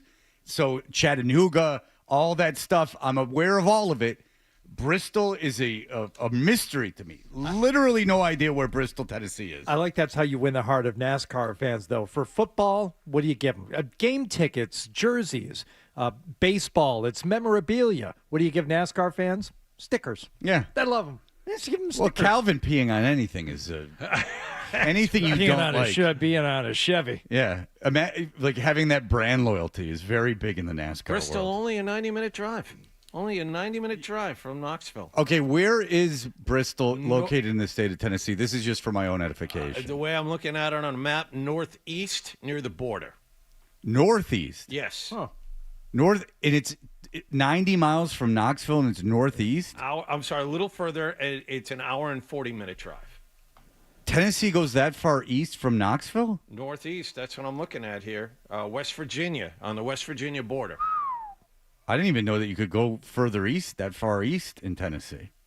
It's a long dong of a state. Not like one of these soup can states. This is like a long leaner of a state. All right. It's right in that little corner in the northeast. Okay. That borders North Carolina and West Virginia. Well, that doesn't speak well of it. No, it does not. Especially its proximity to West Virginia. Yeah, no. those three states together, you don't want to lump those into anything. You should have heard my father yesterday on the phone. It took so long to get to Lawrence, It just the miles and the miles kept pouring out of me. Yeah. That I actually called my mom, but my dad answered. And I heard him he was talking about what a wonderful negotiator President Trump is. Oh, good. Yeah. That kept you company. Yeah. And then this Fed chairman, he's Right. like, no good Nick. Huh. He You talk says. about interest rates. I mean, that's where the conversation should go. That's where he was going because he went to his big market call meeting at the yacht club at Tellico Village. He went to the market the yacht call club meeting without yachts. Yeah. Yeah, you'll not find a yacht. You'll find several jet skis, but I don't know if there will be a yacht to be found. There's pontoon boats, and if there's a bigger waste of money than a pontoon boat, I'd like to know. What do you want? I want something on 2 cylinders with a flat surface for me to stand on water. What do you do in the pontoon boat? Do you pull things? No. Does it go fast? No. Can you sleep on it? No. What do you do? Oh, well, it's easy to stand on. And a lot of times it is AstroTurf as its surface. Why do you want AstroTurf on the lake? Because you do. It dries quick. That's what John Candy wants in the Great Outdoors. He wants pontoon. He wants to cruise the lake in style. Yeah, the pontoon boat. I always just go, why? Why'd you do that? Why is it on 2 cylinders too? Yeah, because you're like Uncle Roman. You want to get the jet boat, suck my wake. Boats in general on the lake, because you can pull kids on a jet ski. So like boats on the lake, I don't understand. In the ones that the University of Tennessee water ski team used to use my parents' cove, their specific cove for water ski practices, which blew because they would set up cones in this cove and just back and forth across the cove. Now, it's a fairly large cove. Let's say it's like 500 yards long. But, that takes up a lot of space when they're doing this. I mean, you could still use stuff, but it creates a wake. And the cigarette boats they use basically for that jet skiing, it's hardly a boat. You can fit like 3 people on it. So I don't understand it. On the sea, on the ocean, I understand a boat. You go fishing, you can go out long. You get a big boat, you sleep on it. You want to live your days as a mariner. I understand all of that. But on a lake, the necessity of a boat, even a huge lake like Lake Tellico, the need of a boat, you'd be surprised how little you'd use it. Yeah, I wouldn't. No, I would not my be. parents I would got not one be right surprised. there. First of all, my dad, as John knows, you don't know this, we haven't discussed this. My dad does not believe that I can pull that into the dock. Oh, like even at 50 whole years thing. old, my dad doesn't believe I can pull that into the boy. dock. Yep. He is like, no, I've never taken the boat out without him, right. Because he just is like, no, he's like, you can't do it, you idiot, you cannot do it. I know you can't do it. That I'm not lying or exaggerating either. Like, you can't do it. Like, I'll just do it, Dad. Just give me the key. No, you can't do it. You're 83. I'm better than you. You can't do that. That's what he says. All right, caller number 10 to the contest line, 617-931-0985. We'll win a pair of tickets to see comedian Nate Bargatze at the TD Garden on Saturday, August 9th. 2 shows virtually sold out with a third show added at 3 o'clock. Tickets still available at Ticketmaster.com. The Booty Bandit, we got more of him. That's coming up.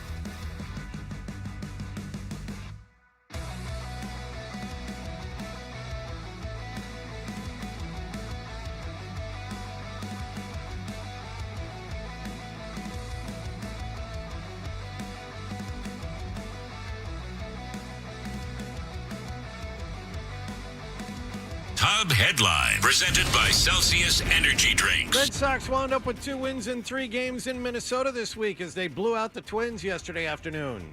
They'll swing in a high fly ball right field, backing up Wallner. He's turning around. That baby's gone, way out of here. His 11th home run of the year, a 2-run shot.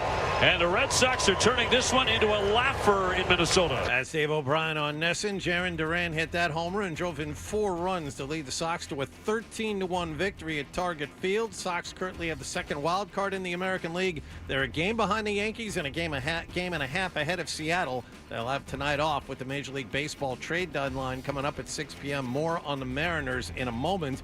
Late last night, the Sox made a small deal. They got former lefty starter turned multi-inning reliever Steven Matz from St. Louis in exchange for AAA first baseman Blaze Jordan. There were also a flurry of other trades around the league. Cardinals sent their closer Ryan Helsley to the Mets. Minnesota shipped their closer Yohan Duran to Philadelphia. And getting back to the Mariners, they got the top power bat on the market, third baseman Eugenio Suarez from Arizona. Patriots are without Christian Gonzalez, Carlton Davis, Harold Landry, and starting center Garrett Bradbury, among others, at training camp yesterday in Foxborough. Mike Vrabel told the media Gonzalez is not expected to be out there at all for the rest of the week. He has a bad hamstring. The team will practice again today at 10 a.m. And football starts tonight. The NFL's annual Hall of Fame game in Canton, Ohio, between the LA Chargers and the Detroit Lions. Sports Hub headlines are brought to you by the Colossal Lobster Rolls at the 99. Choose hot butter to traditional, both built to the hilt with chunks of North Atlantic lobster, served with fries and coleslaw. You gotta love the nines. I'm John Wallach on Boston's Home for Sports, 98.5 The Sports Hub. Your next update at 8:30. Pat's training camp is coming, and we'll be there to bring you every drill, every scrimmage and preseason game as the Pats get ready for a new season of football. On your home for all things Patriots, 98.5 The Sports Hub. Half toucher, Dressed like a gorilla. half Hardy, A big, beautiful ball of flame. and a whole lot of Boston sports. And I have had many offers to become an insider. Hey, we are Toucher and Hardy, and with the advent of the internet and these small reels and YouTube videos and so on and so forth, as you can watch us on YouTube if you subscribe to 985thesportshub.com, things can get very esoteric. You can find pretty much anything that you want, and that can raise you to celebrity. Look no further than the Haktua girl, whose rise to fame is unprecedented in this world. In the Haktua podcast, which captivated a nation. What did the girl that said Haktua, what does she have to say about the issues of the day? Let's watch her interview people. How is she handling this rise to fame? How many Morgan Wallace concerts has she been at? How does she feel about what the Fed is doing right now? I mean, they didn't lower rates. I mean, that's you got this Haktua coin. I mean, Trump's been very good to the Bitcoin people. Very, very smart people, and she got involved in it. But you do get things that cross your path. Now, for me, I remembered the show Oz and the amount of against people's wills homosexual sex that happened on that show. And I was wondering if I was remembering it correctly, because I had to stop watching it because I didn't like it. But I started going like Schillinger and Beecher. And then, like, when he brands Beecher, and Beecher's the guy that's in for killing someone with a DUI, and Sillinger is the Aryan Nation guy, and he brands him and then sodomizes him. And this is all on HBO. And home box office. Yeah. And from that, my feed started... the same company that gave you Fraggle Rock. Right. And on my iPad, I don't know how to tell them to stop giving me things. I do on my laptop. I don't on my iPad. I don't know how to do it. So to my iPad, I'm still very much the 50-year-old white male.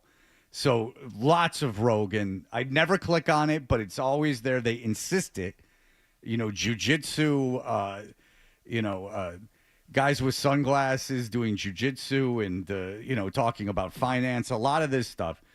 But due to the Oz, I can only imagine due to the Oz looking up, I started getting a lot of prison people. Now, a lot of podcasts just have guys on that talk about prison. This is, you go onto a radio station and you do a show exclusively about life in prison. I don't think you're on the air for very long. But on a podcast or a YouTube format, This can go on forever. Well, what did I find? I found this man who's the self-described booty bandit. He's been in and out of prison his entire life, and he's not gay. Get that out of your head. Just in prison, Hardy, he enjoyed homosexual relations. Getting married. I said, you want to get married? That's right. He got married in prison and to a man, another inmate In prison. In prison. That's right. And he had all types of things that happened to him while he was in prison. First piece of sex I had was booty. Yeah. And that not his fault because I growed up in the penal system. Right, and he's married to a woman, at least he was in the clip that we played. But yes, my wife would see this. Yeah, and he had one plea for the people, and that was what, Hardy? I'm missing. I need some butt. Yeah, he wanted butt. But he insists he's not gay. Can you do that for me? He wanted.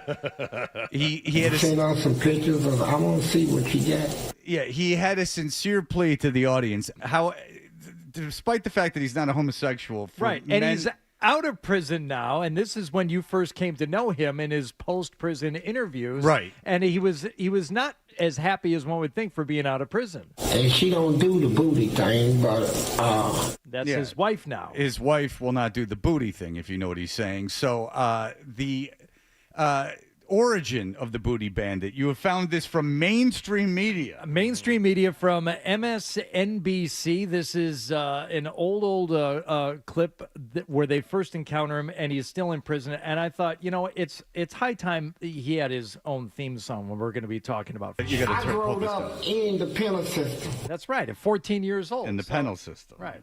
The penile system. Made me close my eyes, man. That's right. Yeah. He's so not gay, he closes his eyes and imagines a woman. So let's go back in time now to this original clip, origin story, really, for the booty bandit, Fleece Johnson, and listen to him way back when. We met Fleece Johnson, a longtime inmate who practices a very different kind of homosexuality. Well, we have sexual desires, right? So you got a bunch of men. Booty bandit has lost some teeth in the ensuing years from the original MSNBC. But this is a very internet phenomenon. Someone found this. This show obviously aired on something like NBC, and then it's been rebroadcast on MSNBC. But someone was like so enthralled by him, Fleece Johnson, during this interview that they went and found him after he got out just to interview him about being a booty bandit, which he was non-repentant for. Well, we have sexual desires, right? So you got a bunch of men locked up in one place. All of them's horny, all of them got sexual desires. So what are they going to do? Yeah, what are you going to do? There's no other option. Yeah, what are you going to do? You got sexual desires. It's nothing else. No other option. It's not like you can manually take care of it. I've got to put it somewhere. Exactly. What do you want me to do? I got it. There has to be something, another human being. All of them's horny, all of them got sexual desires. So what are they going to do? They going to have somebody's going to have to give us some booty. I like the. It's like Battlestar Galactica. Did John Williams score this MSNBC piece? Yeah, John Williams is like, this Fleece Johnson needs a dramatic track. I don't want to give it away because I was sworn to secrecy, but the Boston Pops finishing up Tanglewood by doing the live score of this right in front of that robust crowd. Much like they've done with Jaws and Star Wars. Right. They kicked off the season with, I was sworn to secrecy, but I can't hold it in any longer. The Boston Pops will be scoring all Fleece Johnson's appearances live. They gonna have somebody's gonna have to give us some booty. I like booty. Johnson went on to tell our crew how he used to satisfy his sexual desires. Now there's just an hourglass just to signify the amount of time that's gone by while they silently just fast forward him talking through about booty. Fleece Johnson spent the next 7 days talking about booty. Just dissolves in and out, different angles, different outfits. It's just the sun going up and down in the background as he. By the way, this man changing the film reels. Exactly. As he's still talking about it. The guy who's interviewing him, beard just slowly grows. But I'll tell you this: this guy he ain't gay. All right, that's what's the most fascinating thing about this. He's out of prison. He still wants to have sex with guys.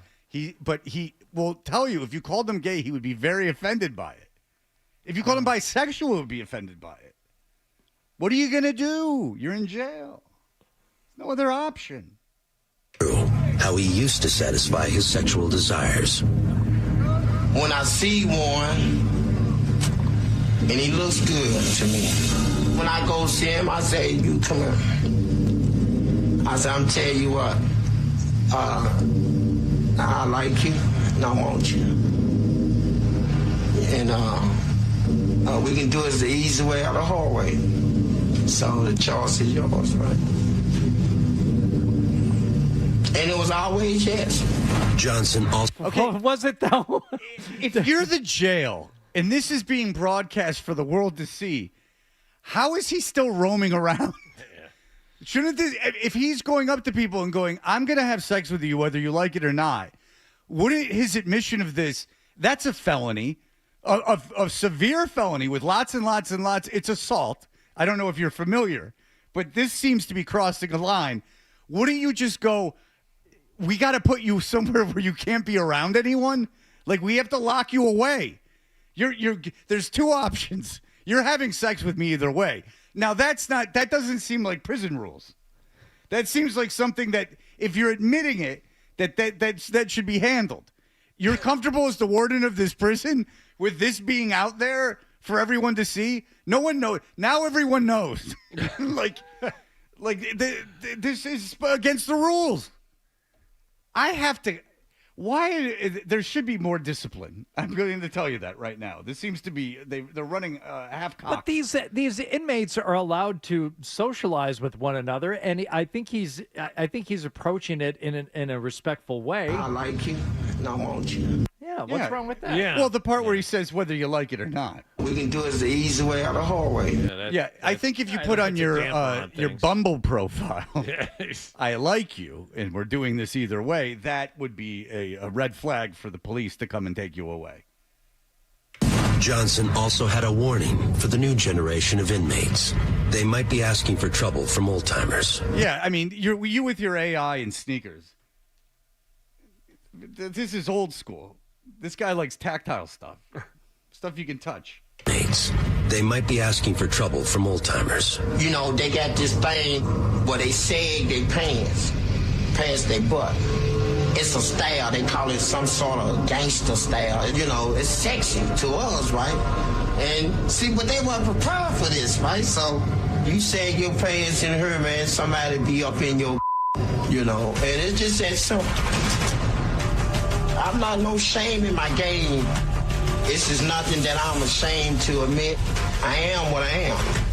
I'm a warrior, too, you know, so let that be known. I'm a warrior. That was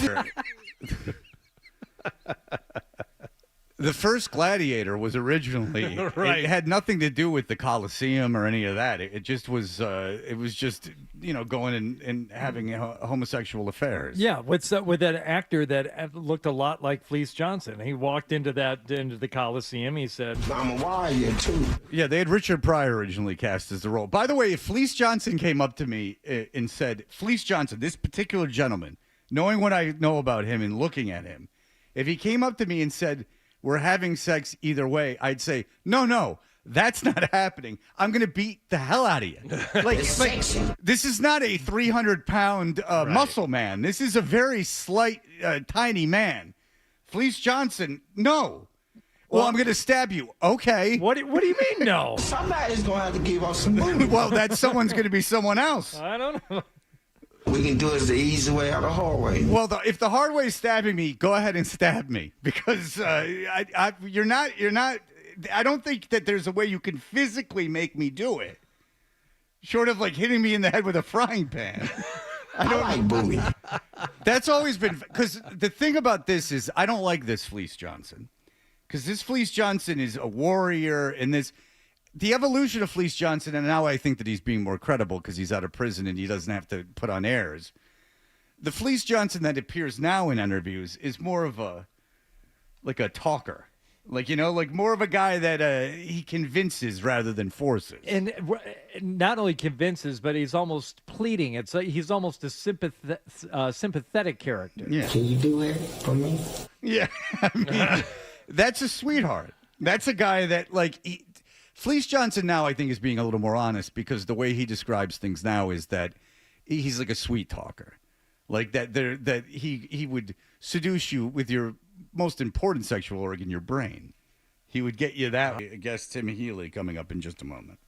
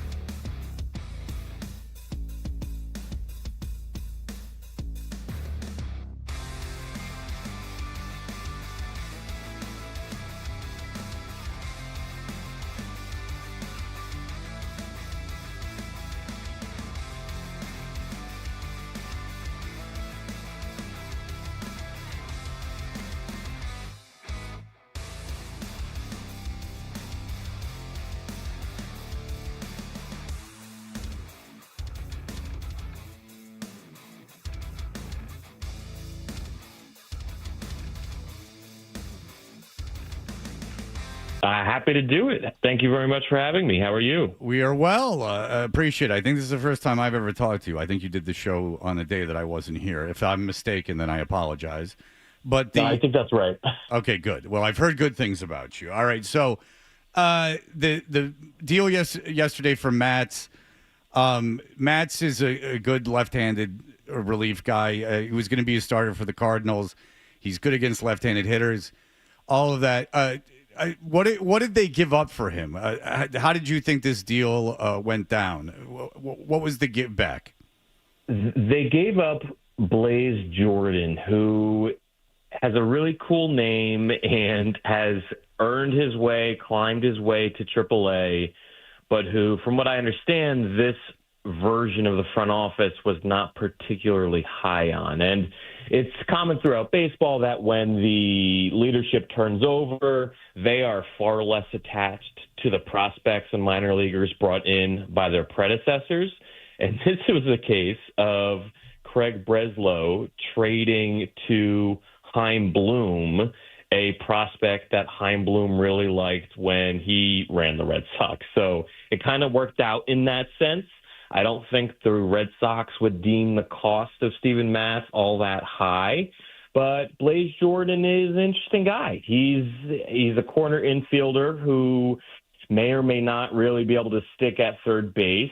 He has some pretty good raw power and is having a decent season in the upper minors, reaching AAA for the first time, but he didn't have a clear path or inspire a whole lot of confidence internally. So now he's shipped out, and he'll probably get a chance with St. Louis, so good for him.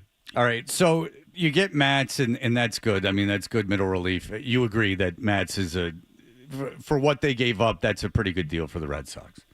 Yeah, it's a fine, solid deal. Right. I would be shocked if it's the biggest deal they pull off in advance of the trade deadline, but it's a nice piece in concert, probably with some other moving pieces in the next 9-10 hours. I'm wondering, Matt's obviously, you know him from his time with the Mets. Matt's has starting, and he has started before. Not again. Not for this team. Why? Well, he does have 2 starts for the Cardinals this year, regardless. Well, my point is, the Sox have an open rotation spot. Do you think they would force the square peg into a round hole here? I really don't think so. Matt's bounced between the rotation and bullpen for the Cardinals for the last few years, and that was for a reason. He was not very good in their rotation. He was not very good in the rotation of a team that already was not good. So he has seemed to find some success doing the multi-inning relief thing the last few months. So I'd say good for him.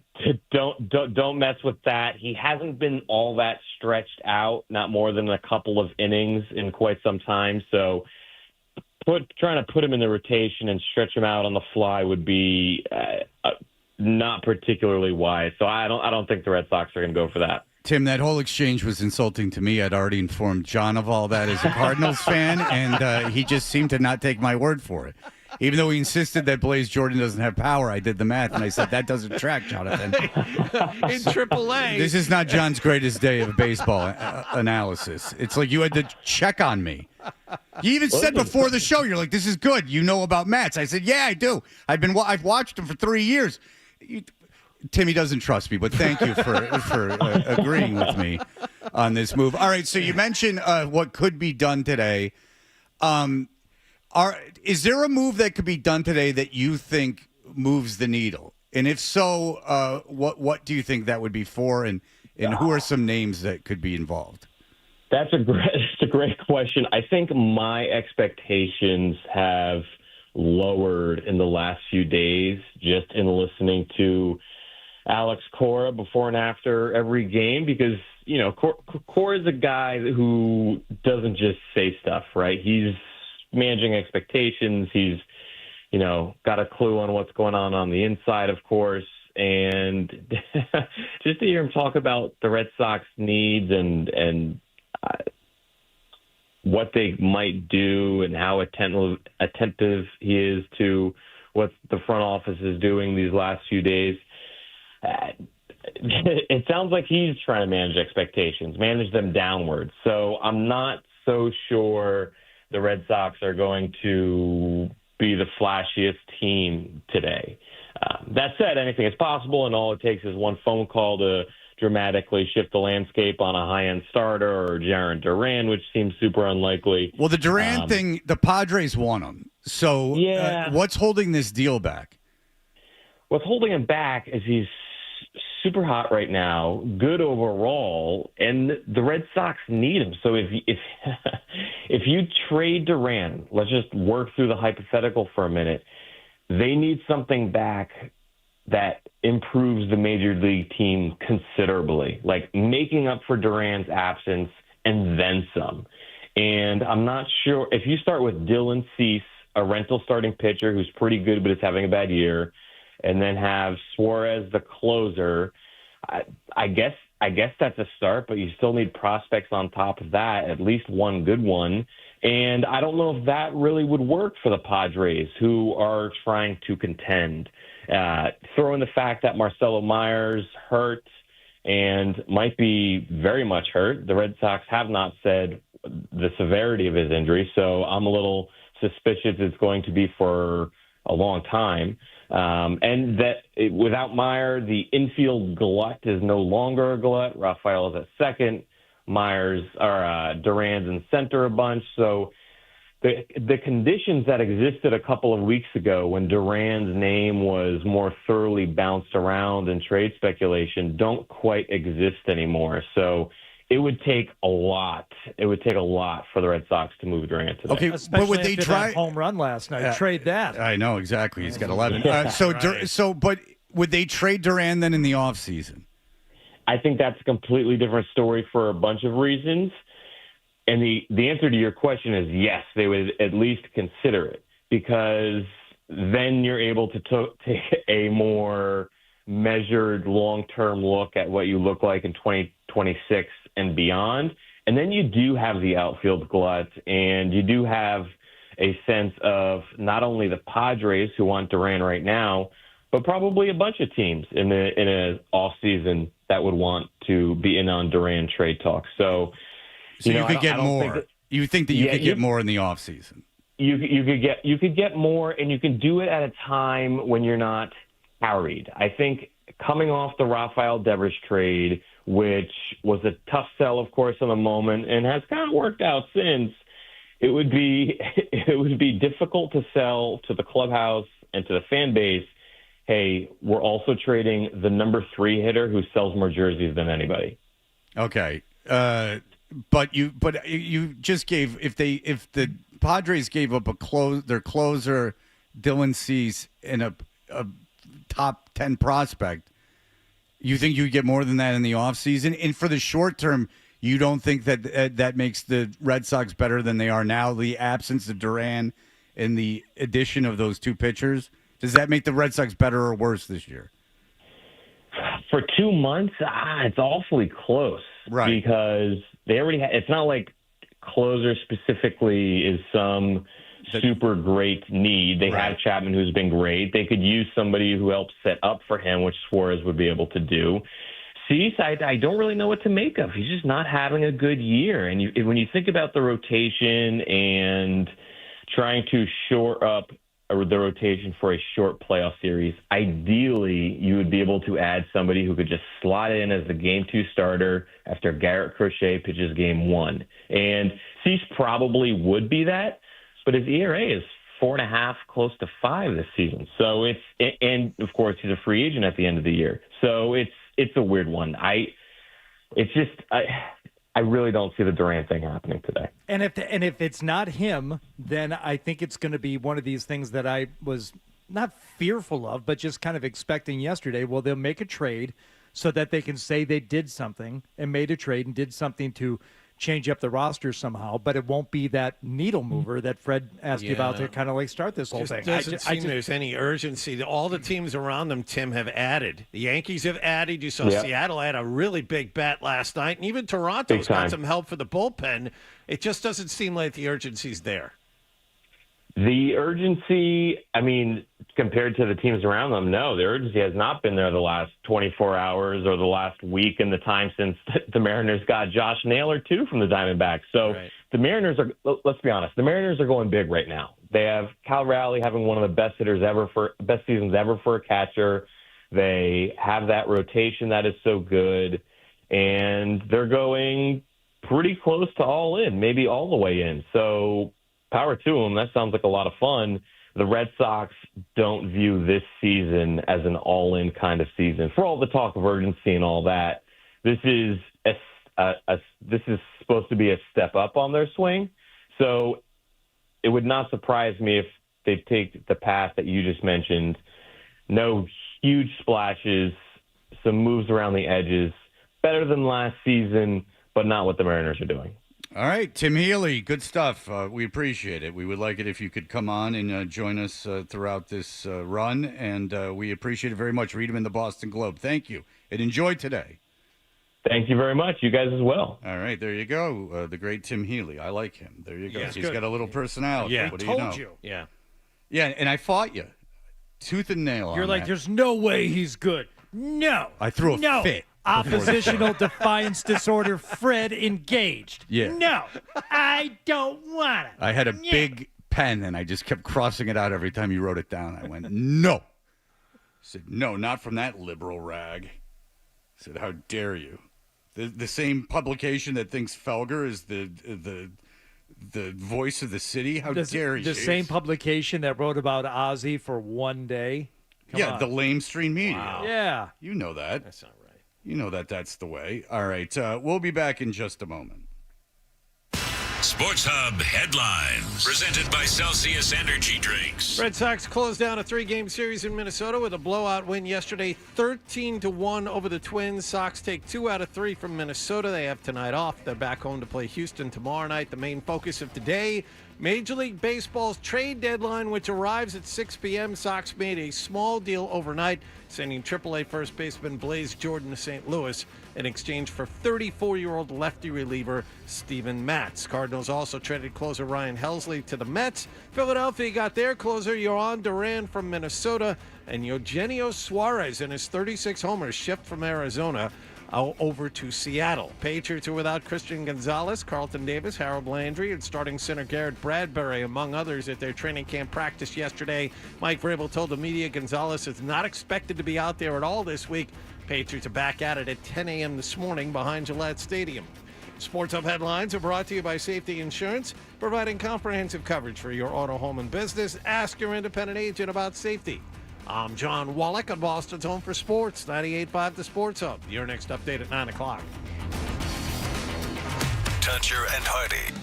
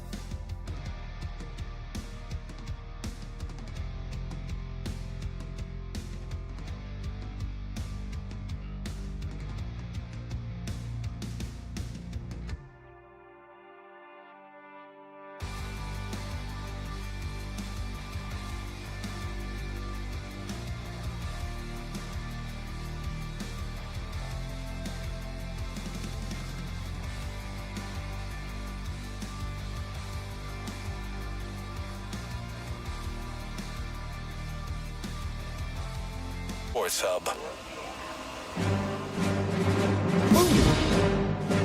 Give us some booty. Booty. I like booty. Booty. Give us some booty. John Williams did score that. Wow. I do. I understand that. Well, they're workshopping it. There may not be enough original audio produced for the MSNBC piece, so they may have to work in some John Williams stuff when the Boston Pops does play the live score along to the Fleece Johnson tapes. Yeah. So, I think you should leave. Yes. The Tim Robinson vehicle that took over the zeitgeist, and I was the one who told you when this was filming. I have a friend. There were people when they made the Detroiters. Tim Robinson made the Detroiters.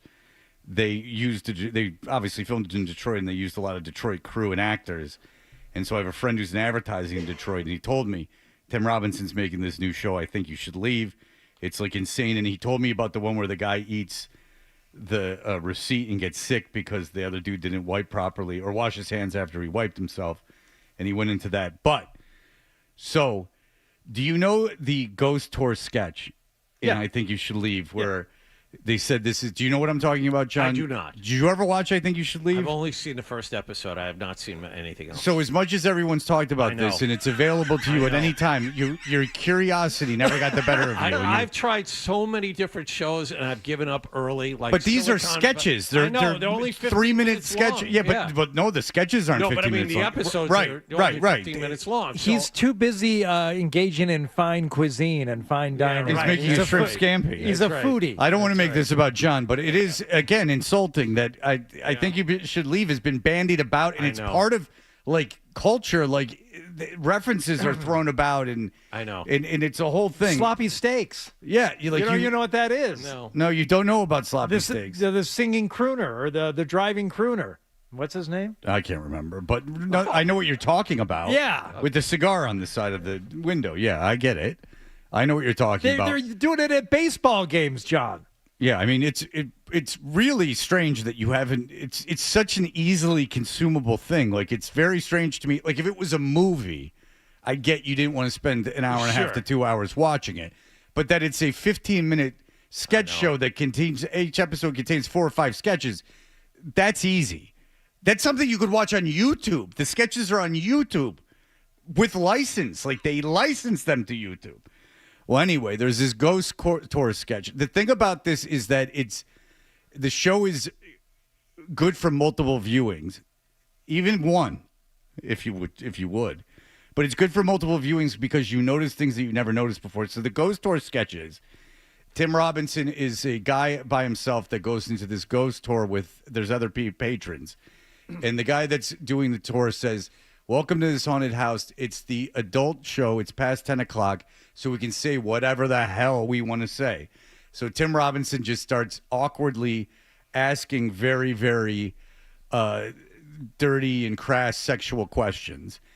But he's this shy guy, and he continues asking if a ghost has ever achieved orgasm, like in one of these rooms, and in describing the ghost penis. Okay, so at the end of the sketch, he gets kicked out of the ghost tour. He's crying at the end of this, asking these questions. They're all about the same thing, though: the size of the penis and the orgasm. He walks out and he gets into a car that is an old woman's driving that has religious symbolism all over it. And she goes, "Did you make any friends tonight?" And he goes, "Not really." So at first view, you take that as kind of, oh, he's just a lonely guy that's trying to make his way in. This theory, though, is mind-blowing. Is this your theory? No. Okay. Because I saw it and I'm like, what? I wonder, like, what he was trying to get at with that. Okay. He is a ghost. Whoa. Haunting that place, and he wants desperately the guy to know that he's the man with the ghost with the big penis that achieves orgasm. And when he gets in the car, it's the dead woman picking him up to take him away from the ghost tour. that because if you watch it, he says asks the same question and keeps describing the penis as being very large in different crass ways, but he's insistent on that thing. And have you ever seen that? So what if he's a ghost doing the ghost tour, but he trying wants to get some credit for being in his actual life, for being this well-endowed person? Right. Okay. The woman picking him up it's is an old also woman a ghost. is a ghost because there's all that religious stuff on it. Okay. And I think that's actually what he was trying to say. If you go back through it, that could be it. And John, you're completely out of this conversation, as probably most of the audience is. Because I'm assuming most people have seen this, as it was a huge viral sensation. But that he is a ghost. The phone is ringing, Nicholas. Perhaps someone else's view on this could validate my talking about this. In fact, many people are calling in that meeting, too. I wonder what Nick is doing where that phone doesn't seem to concern him. Is he there? There's 3 guys back there. Now, Ryan's running a board. Yes. He said he was texting Louth. About what? That's a great question. What does Jim Louth have to do with the 8:55 segment? Maybe he's hooking things up in Foxborough? Yeah, but that's not Nick's concern. That would be Ryan's concern. I don't know. We got 3 guys back there. That phone just rings and rings and rings. Why corporate Louth would call at this moment, I have no idea. Well, texting. Texting. Why? I don't know. I don't know why Nicholas has to get involved in that. But I'll tell you, that phone is a ghost. Maybe Nick's a ghost, a big-bootied ghost. You know? Possibility. Matt, go ahead. Good morning. So I never took it that way. I took it as, she's very older, so maybe he is living with his grandmother, who is clearly incredibly religious.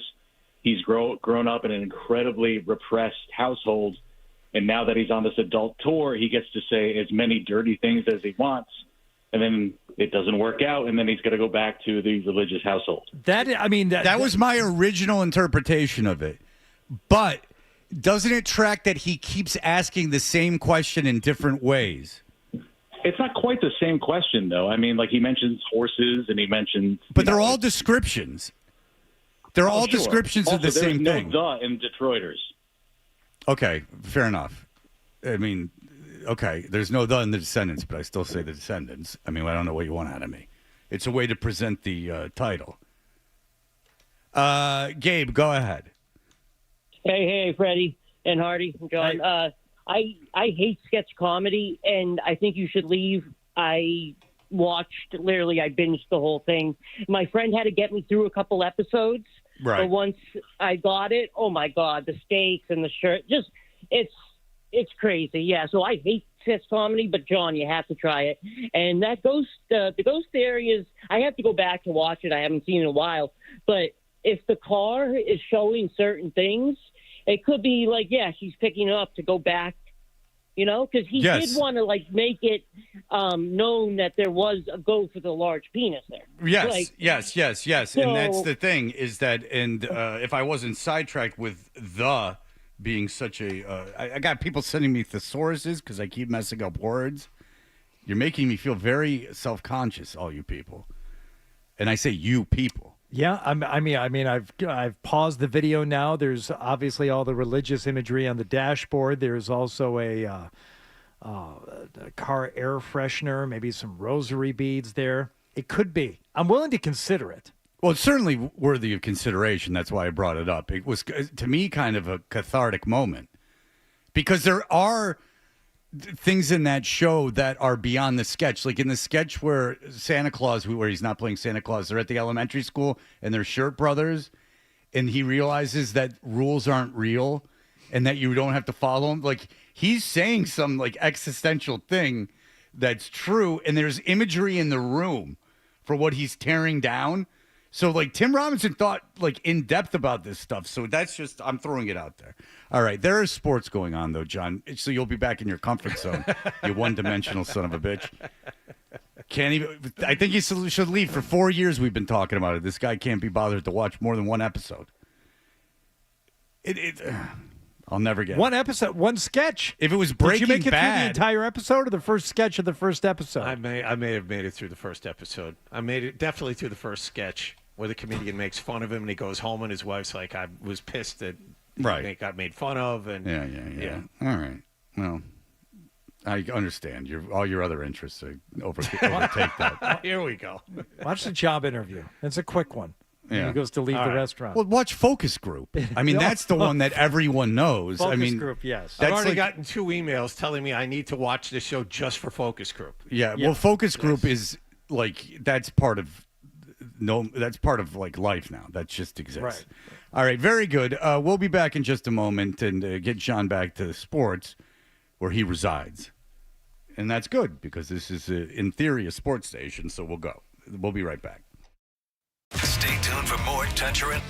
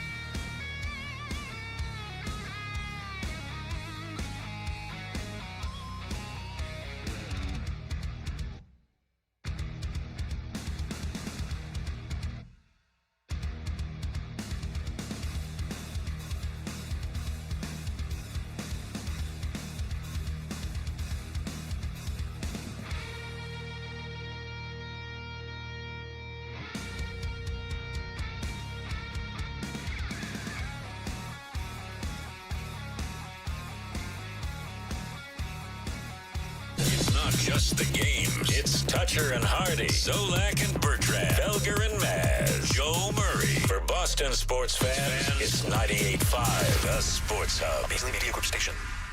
Essential Sports Hub headline presented by Celsius Energy Drinks. Red Sox finished off their stay in Minnesota with an easy win, 13-1 over the Twins at Target Field yesterday. Jarren Duran 3 hits, including a homer and 4 RBIs. Sox have today off as Major League Baseball gets ready for the trade deadline. That arrives at 6 p.m. Eastern time. Late last night, the Sox made a small deal for the bullpen. They got 34-year-old lefty Steven Matz from St. Louis for AAA corner infielder Blaze Jordan. That wasn't the only deal St. Louis made yesterday either. They shipped closer Ryan Helsley to the Mets for 3 minor leaguers. Philadelphia got closer Yohan Duran from Minnesota. And last night, Seattle got third baseman Eugenio Suarez and his 36 homers from Arizona. As for the Patriots, Mike Vrabel told the media yesterday Christian Gonzalez is not expected to practice at all for the rest of the week. This after suffering an apparent hamstring injury. Starting center Garrett Bradbury missing from yesterday's workout, along with defensive back Carlton Davis and edge rusher Harold Landry. Milton Williams was out there. He's been dealing with a $104 million bullseye on his back since signing here as a free agent. I mean, you know it's there. When they invest that much into you, the good, the bad, you're going to hear it all day, every day. I'll just come out here and try to get better every day at something. Figure out a way to get better at something. Constantly improving on the technique that they're coaching me on. Winning. Whatever spot they put me in, just going out there being productive and bringing guys along with me. Sox will be back, the Patriots will be back out there at 10 a.m. this morning. And the NFL's preseason begins tonight with the annual Hall of Fame game in Canton, Ohio. This year it's the LA Chargers against Detroit. Sports Hub headlines are brought to you by John Sewer and Drain Cleaning. 24-hour on-call service for your clogged drain emergencies. Go to johnsewer.com. I'm John Wallach. I'm Austin's home for sports. 98.5 The Sports Hub. Your next update at 9:30. Here we go. Boom. I win. Kaboom. Yeah. It's a buddy. We've got a passion for Boston sports. Get angry. 98.5 The Sports Hub. Toucher and Hardy. Such an fantastic explosion. 98.5 The Sports. The fish, 3 strange days. Oh, because it sounds, she's got the look, she's got the look, she's got the look. I don't sound like that anymore. It's still kind of. What in the world could make a brown-eyed girl turn blue? Yeah, it's the same thing. Yeah, I'm right. Yeah, I'm right. All right. We are Toucher and Hardy. You can follow 98.5 The Sports Hub on YouTube. I pulled up YouTube to look at the I Think You Should Leave sketch. And now Ron and Sam coming face-to-face for the first time in 9 years is up on Jersey Shore. So I need to get off of it immediately because I'm caught up in that that dynamic. Sure. I mean, awkward. Gilbert Arenas arrested yesterday, Fred. This is a federal indictment that alleges he hosted high-stakes illegal poker games at his mansion in Encino, California. He's charged with 1 count of conspiracy to operate an illegal gambling business, 1 count of operating a business, and 1 count of making false statements to federal investigators, released on a $50,000 bond. So he's in Encino. I thought he was guilty of digging a unlawful pool. He did not get the zoning for that. You understand the reference, obviously. It's either Poltergeist or Encino Man. Yeah, an Encino Man, Okay. the nerd, is digging a pool in his backyard. Everyone says he's crazy, and then he comes across a frozen block, and in it is a raging cave dude. Pauly Shore shows up. All right, so Gilbert Arenas, thank God the federal government has investigated this, because that lame poker game is really of interest to everyone's safety. It doesn't say, I mean, look, do you want to, spend all kinds of money getting in kind of a poker game? No, I do not. But there are some interesting characters involved in this, including Yevgeny Giora Gershman, a suspected high-level member of an Israeli organized crime group. Oh, good. 4 other associates were also indicted and arrested in connection with the alleged illegal business. So they would get together, they would run a pot limit Omaha game, and they would have chefs, valets, armed security, women serving drinks, providing massages, and offering companionship to the players. And by the way, if they couldn't get women to serve the drinks, they would just have sex with the male staff because there was no women available to them. That was the booty We business. can do it the easy way out of the hallway. Yeah, that's because that's the only option. So now sounds like a bad Magnum PI episode. This thing. My feeling is that the idea is to get arenas to flip on these guys that are playing in the poker game. So this makes a little more sense. Is that they're not so much interested in Gilbert Arenas as they are in the people that he was rubbing elbows with. But he's got issues with gambling. This is the same guy who brought the gun into the locker room after he got into a fight on the team plane. Oh, he's about a ruined card his game. life. Yeah. There's no question about it. He's an active life ruiner, self-sabotager, yes. But he's got a podcast that he does with who, John? Swaggy P, Nick Young.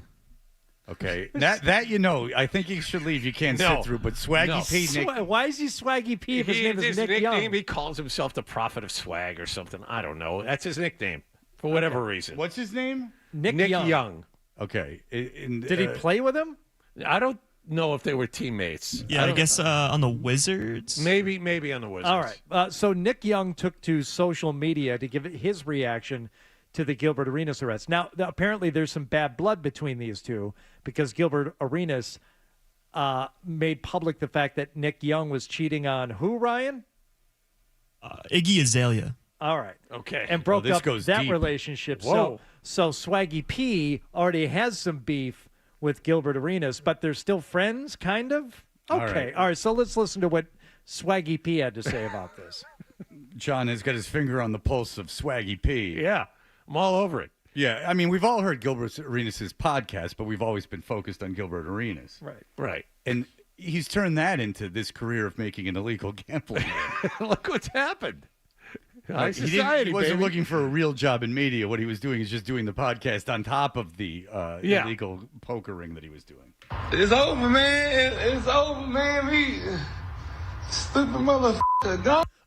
Yeah, I've heard this guy. Oh my God! 60 Minutes, right? He was. He took over for he was a Wallace. guest correspondent in the summer. Yeah, when they were all taking vacations. Yeah, you won't see him like post 4:00 game Sunday, 60 Minutes in the fall, but summertime he's filling in for one of the regulars. This reeks of post-Trump lawsuit 60 Minutes, where all the editors quit. This is what they're left with, of course. I've heard this podcast a million times. I'm feigning this. Everyone knows. It's over, man. It's over, man. We stupid motherfucker gone, man. They got him. Hey, but don't worry. Don't worry about the show or nothing. Okay. Don't worry about the podcast. Yeah, okay, I won't. All right. Because I'm taking your advice and I'm going to ignore it. Gilbert, don't worry about Gil's Arena. I got that now. We might as well just change the show to Swaggy's Arena. And in conjunctions with Gilbert, we're going to put a little Gilbert sign. Does it come with closed captioning? That would be very helpful. It is the closed captioning at some point just a straight line. It sounds as though he may be under the influence of something. What? Swaggy P? Yeah. Yeah. Well, that is not professional broadcasting. Take it from me. On the side. I mean, he's stealing the whole Ambi and Fred thing, which is not nice. I'm like the Beatles to his, Radiohead. Without me, there's no him. What would Australian consultants say? What are you talking about? Yeah. I'm the Beatles to his Oasis is a better example. Without me, he's nothing. Ambi and Fred begat Swaggy P's drunken behavior. When I took Ambien and made a video, which I was one thread of clothing away from exposing my penis, that would have been a career ender, maybe. Or maybe a career starter. Sign on the side. It's still Swaggy's Arena until you come back home. Where you going, you can be comfortable. They got TVs. I'm going to send you all the updates. You can make all your bets on Underdog. Do whatever you want. You still there. Feds, they let you chill. You can have some shoes. I send you the latest. What? Huh? He said he can have his shoes. Yeah, I can have your shoes? Thank you. Feds, they let you chill. You can have some shoes. I send you the latest Gil's Arenas. The Adidas, I'm going to send you all those. You're going to be flying that shit. Don't worry about nothing. So when they bust in, I say, oh, Whatever he did it. He did it. I'm going to send him all the latest, Ja Morants and the Lakers and all that shit. He can wear his Luka Doncic. He can wear his Luka jersey in the sale while he making bets. Free Gil, everybody. I'm going to get a t-shirt that say Free Gil. Just keep him in there because he been a up friend ever since I met him. Just might as well just keep him. Whatever he said, whatever y'all think he did, probably more than likely, just keep him in there. He don't need to come back out. He don't need to see the light of day no more. I'm tired of this motherfucker. Well, podcast partnerships can turn very dark. Infected out of Ambien. Oh. Yep. Oh, boy. Yep. Swaggy P stole it. All right, so that's one bit of legal trouble. Another bit of legal trouble involving gambling has to do with Marcus Morris. And we know his brother, Markeith Morris. Twin brother, yes. Right, who at times may have actually swapped identities on the bench when they were on the same team. Yes. Yeah, I think we actually know that for a fact. He's finally speaking out on social media because he spent 2 days in a Florida jail, and he is denying allegations of fraud tied to unpaid gambling debts. What type of debts? Does he owe a bookie? No. He has markers in Las Vegas, and he was arrested for fraud. He was at an airport in Florida, and the authorities are calling it a bounce check situation. Wait, so he's markers in Vegas, in that Vegas will extend him credit, and he is fraudulently was writing bad checks to achieve that credit? Yes. What? You're at the casino. You're down $50,000. Hey, I need you to float me another $100,000. Great. Write us a check for $100,000. We won't cash it. Here's your $100,000 in chips. And, you just, pay us back. We won't cash the check. Fine. So how many times did you do this? I don't know. But at some point, the casino called in the marker and said, hey, you didn't pay us back that night or any night since then. We're going to cash this check. And if you don't either pay them or give them the okay, it doesn't matter. They're still going to cash the check. They went to cash it, and it bounced. That's theft. That's writing a bad check. Right. That's fraud. That's fraud. Right. Okay. Just a huge number of social media posts. He says the word fraud was thrown in my name as if I took something or really wrote a check to a casino in exchange for cash. Did I take out a marker to gamble? Yes. Was this my first time? No. I've been enjoying my time off and doing what I do every year at some point in Las Vegas, high level for all these years. So, yeah, I took my time to pay back the money. Yeah, that's something casinos love. That could have been a handle on the spot if I'd known that I would be locked up like this or trying to flee or a flight risk. I was just in Vegas, no phone call, visit, or nothing. Actually gambled and had mansions at both casinos.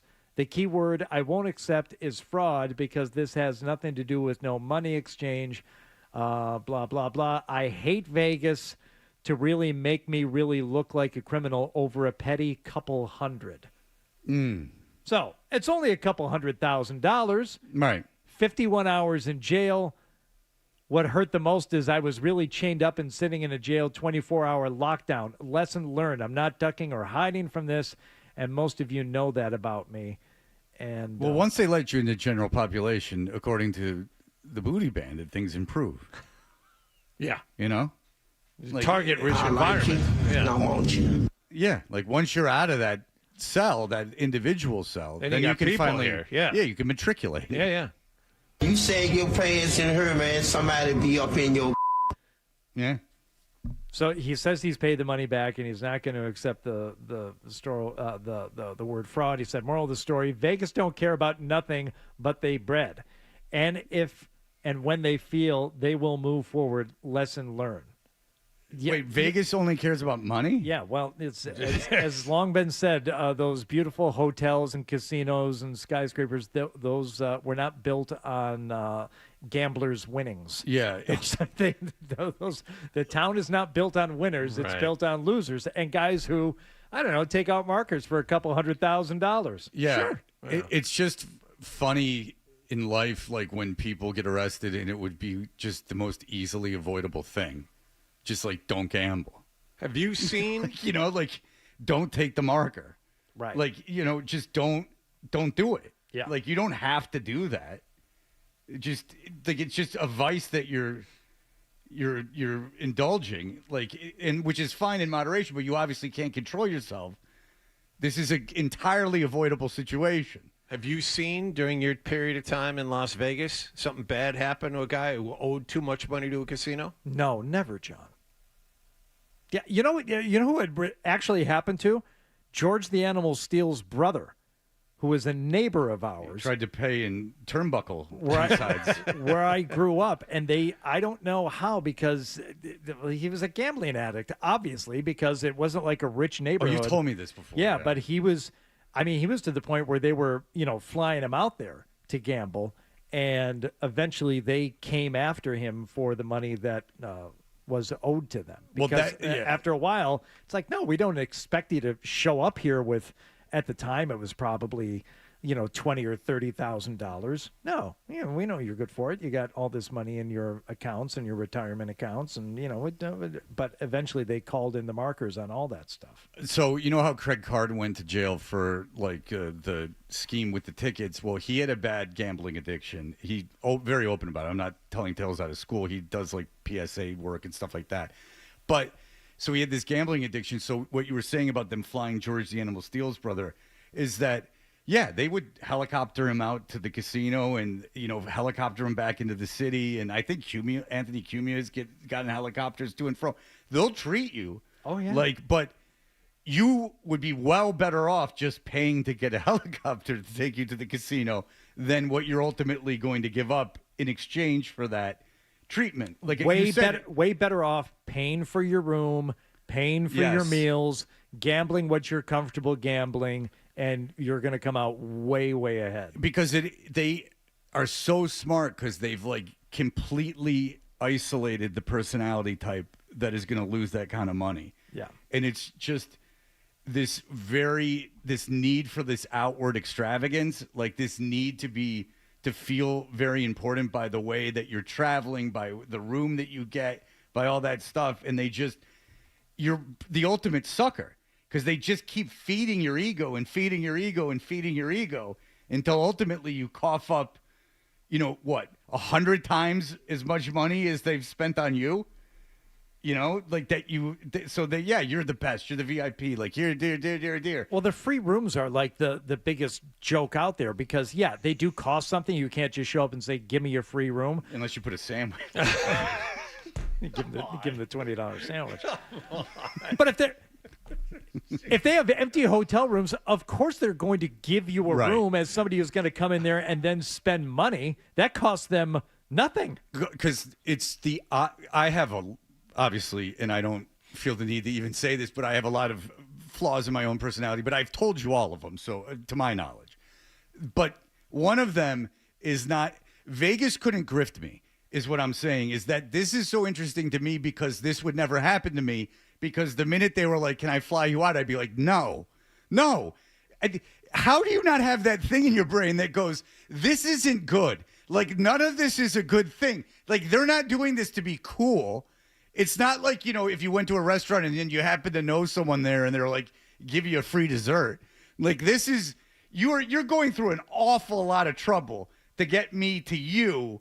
And that, to me, even if I was 5 years old, to me, why do you want me in your van? Right. Why all this candy? That is instilled in you from a very early age. Yeah, well, that's instilled to you at a very early age. You don't get something for nothing. This is all of this is a bad idea.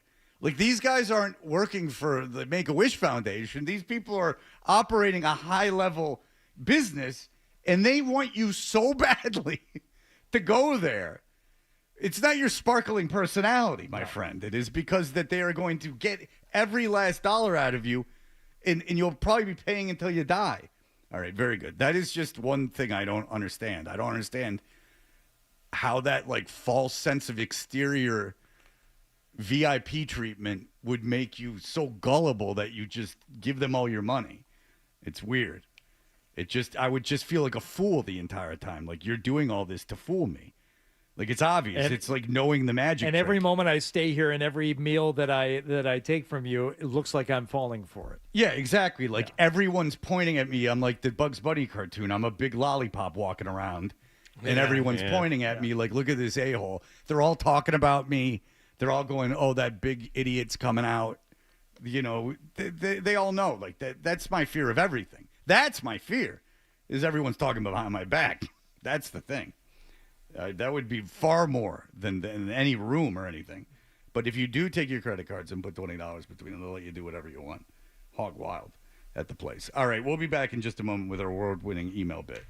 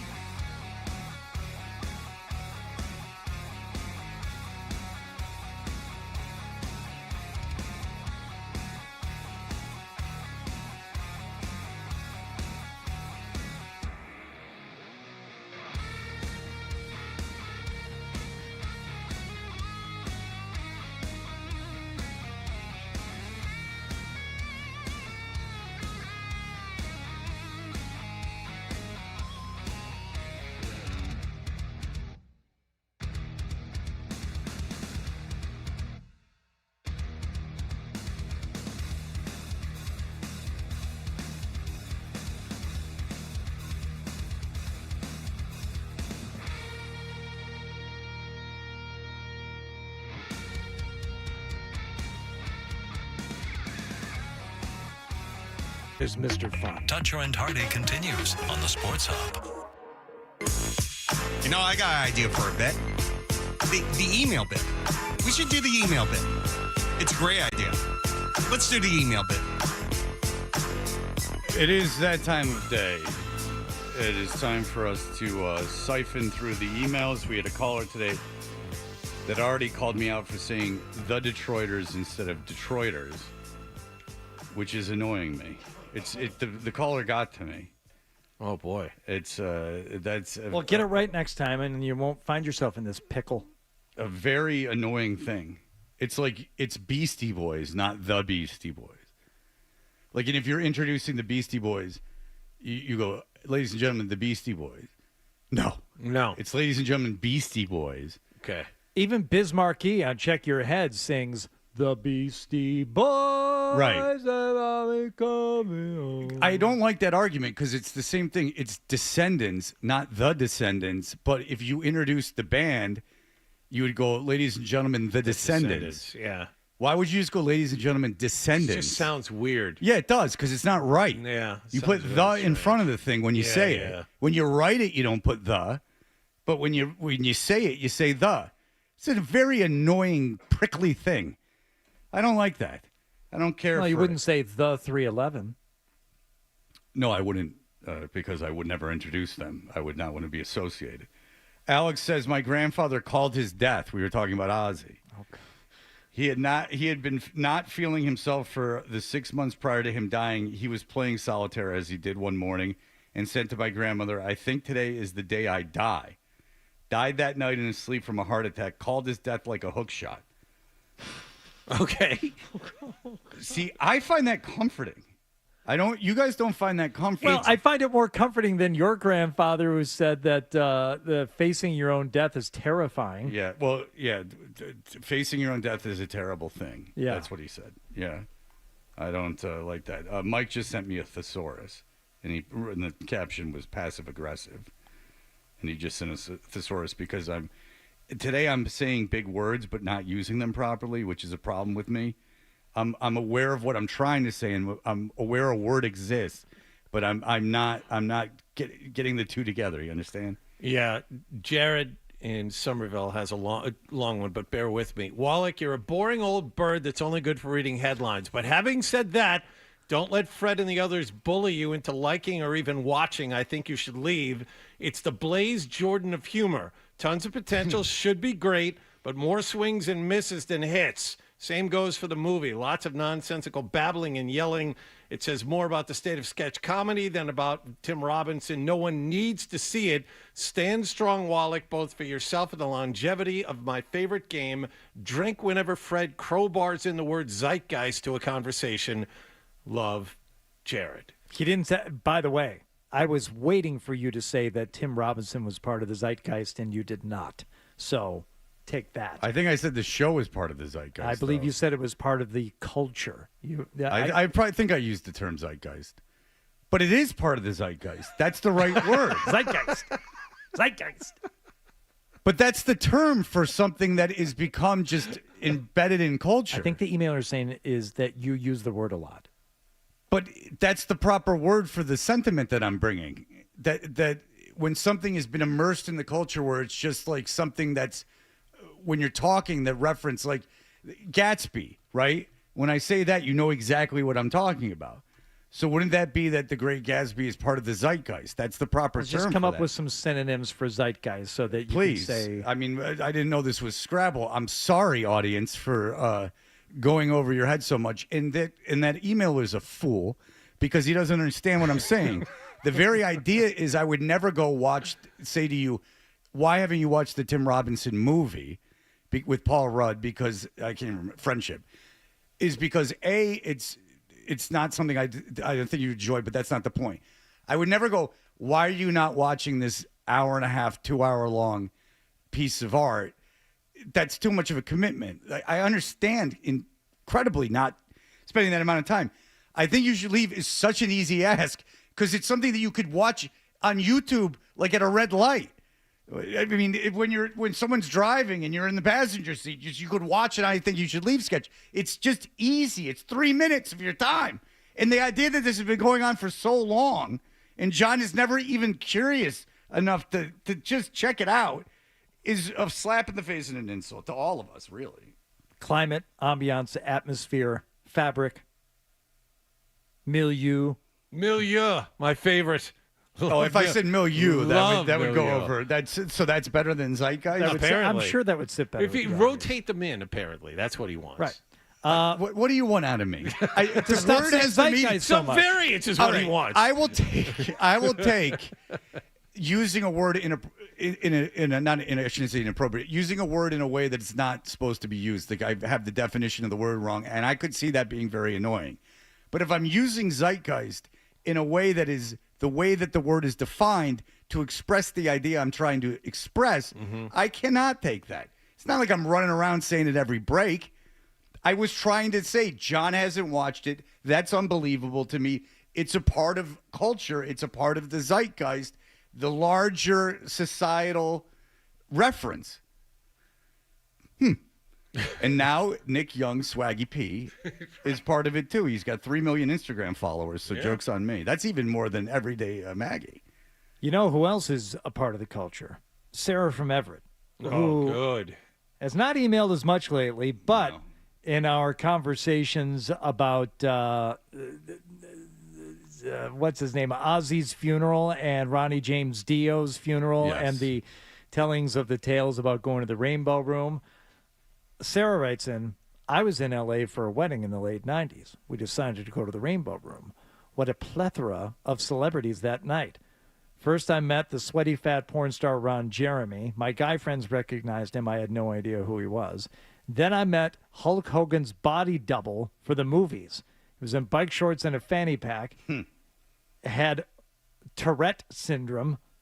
Then, having met the lead singer of Bread, hanging out in his RR. I don't know what his RR is, but there we go. The lead singer of Bread was alive in the late 90s? Really? I have to give Craig Gass credit, the comedian Craig Gass, because he told me, he's like, Ron Jeremy's a terrible, terrible person. Like an awful person. You shouldn't have him on your show. And that was probably 23 years ago, 20 years ago, and now look at Ron Jeremy. Oh. I mean, he was right. He's a terrible guy. He's like, you shouldn't even have him. He's like, you shouldn't have him on. Because Ron Jeremy was on everyone's show because he was, wanted to be famous so badly. And I took his advice. I said, I'm not going to do it. And we didn't have him on. I had him on one time in Atlanta. Who told you this? One time here. Craig Gass. Oh, good. Craig Gass told me that. We were talking about Bristol, Tennessee, where there's going to be a baseball game. 60,000 tickets have been sold. And I was saying that 85,000. Oh, 85,000. My bad. Yeah. 85,000 tickets have been sold. And I was saying that, I don't even know where that is in Tennessee, which is weird because I spent a lot of time in Tennessee. And it says, hi, Fred. I heard you talking about Bristol, Tennessee on the show. It's an interesting place. I've been there several times because a friend of mine moved there. The town is actually half in Virginia and half in Tennessee. The main street downtown is literally on the border. So if you cross to one side, you're in Virginia, and cross back, you're in Tennessee. And the states have different laws, so it leads to some odd situations. That's a Cincinnati, Kentucky situation. That if you want to go to a strip club or something, you have to go to Kentucky. Right over Oddly, the river. because you would think Ohio would be the more liberal with the laws. Yeah. But you have to go to northern Kentucky. You have to cross the bridge in order to have any fun. Hence the problem with Hustler being published from there. The big draw is the racetrack, which is on the Tennessee side, and I find it amusing that the town slogan is, "It's Bristol, baby." Like, what does that even mean? And there's a big stat. It's the only words they can say. Monosyllabic in dual syllabic. It is, what does that even mean? And there's a big statue of the slogan at the Speedway, and tourists like myself go there and take pictures next to "It's Bristol, baby." So there you go, Bristol, Connecticut. I still not a lot going for it. This is from Tony. You do say, he's talking about zeitgeist. You do say it a lot, and you also say mitigated disaster a lot too, although you haven't said it in a while. You talk a lot, so it's understandable to fall back on some words. Everyone does that. Well, thank you for your understanding. Unfortunately, if everyone had a better vocabulary, you wouldn't be so shocked by my use of polysyllabic words. Oh. Ooh. Oh. Hello. Ooh. Off the dome, too. We were talking about career ideas for young Milo, and Steven says, I've been an IBEW Local 103 for 19 years, and I love it. The electrical union is definitely the way to go, much better than dealing with someone else's broken toilet. That said, tell Milo to go to college. Getting in at 18 can be tough. We got some young kids who struggle working alongside grown men who have no filter and will absolutely roast you if you don't have a thick skin.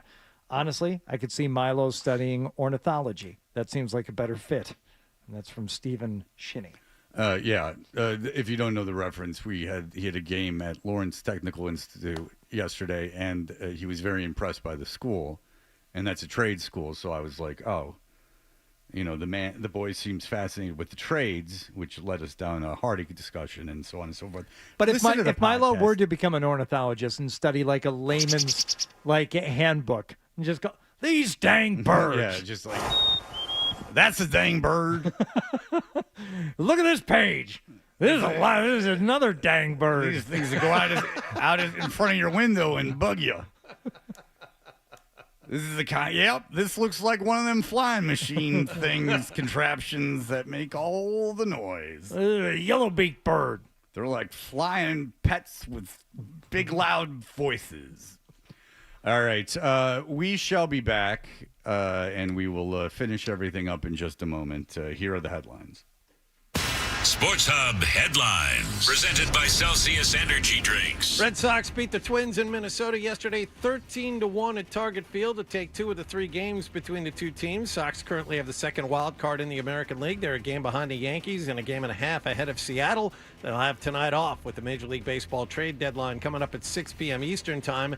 Late last night, the Sox made a small deal, getting former lefty starter turned multi-inning reliever Steven Matz from St. Louis in exchange for AAA first baseman Blaze Jordan. There were a couple of other trades, too. The Cardinals sent closer Ryan Helsley to the Mets. Minnesota shipped their closer Yohan Duran to Philadelphia. And Seattle got the top power bat on the market, third baseman Eugenio Suarez from Arizona. And the Patriots are missing Christian Gonzalez, Carlton Davis, Harold Landry, and Garrett Bradbury, among others, at training camp yesterday. Mike Vrabel also told the media Gonzalez is not expected to be out there at all for the rest of the week. The team will get started again shortly in Foxborough with what's expected to be a walkthrough.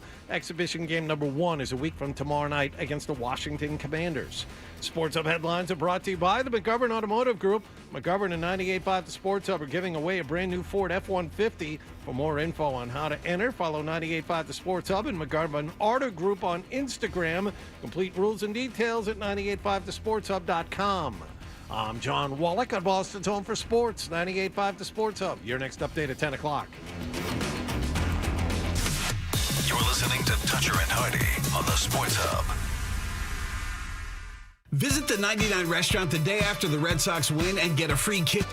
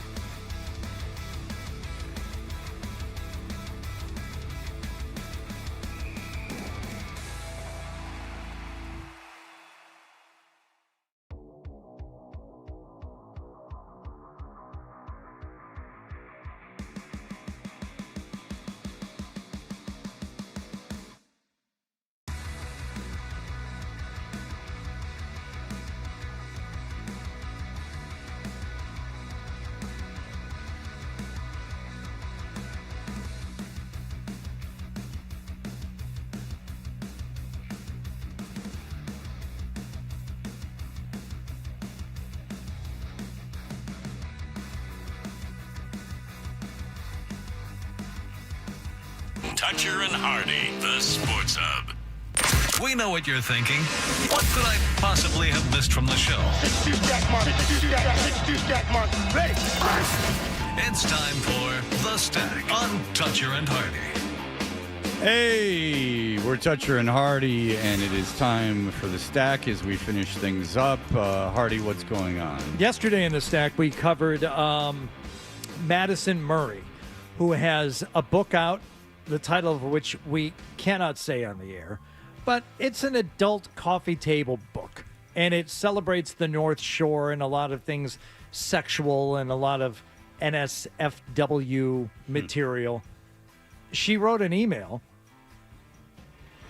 again, which I cannot read on the air because it mentions the title of her book, but she did think to include our boss on it. So while he's away on vacation, she said, I wanted to express my sincere thanks for mentioning book title, which makes it sound like we said it on the air. Right.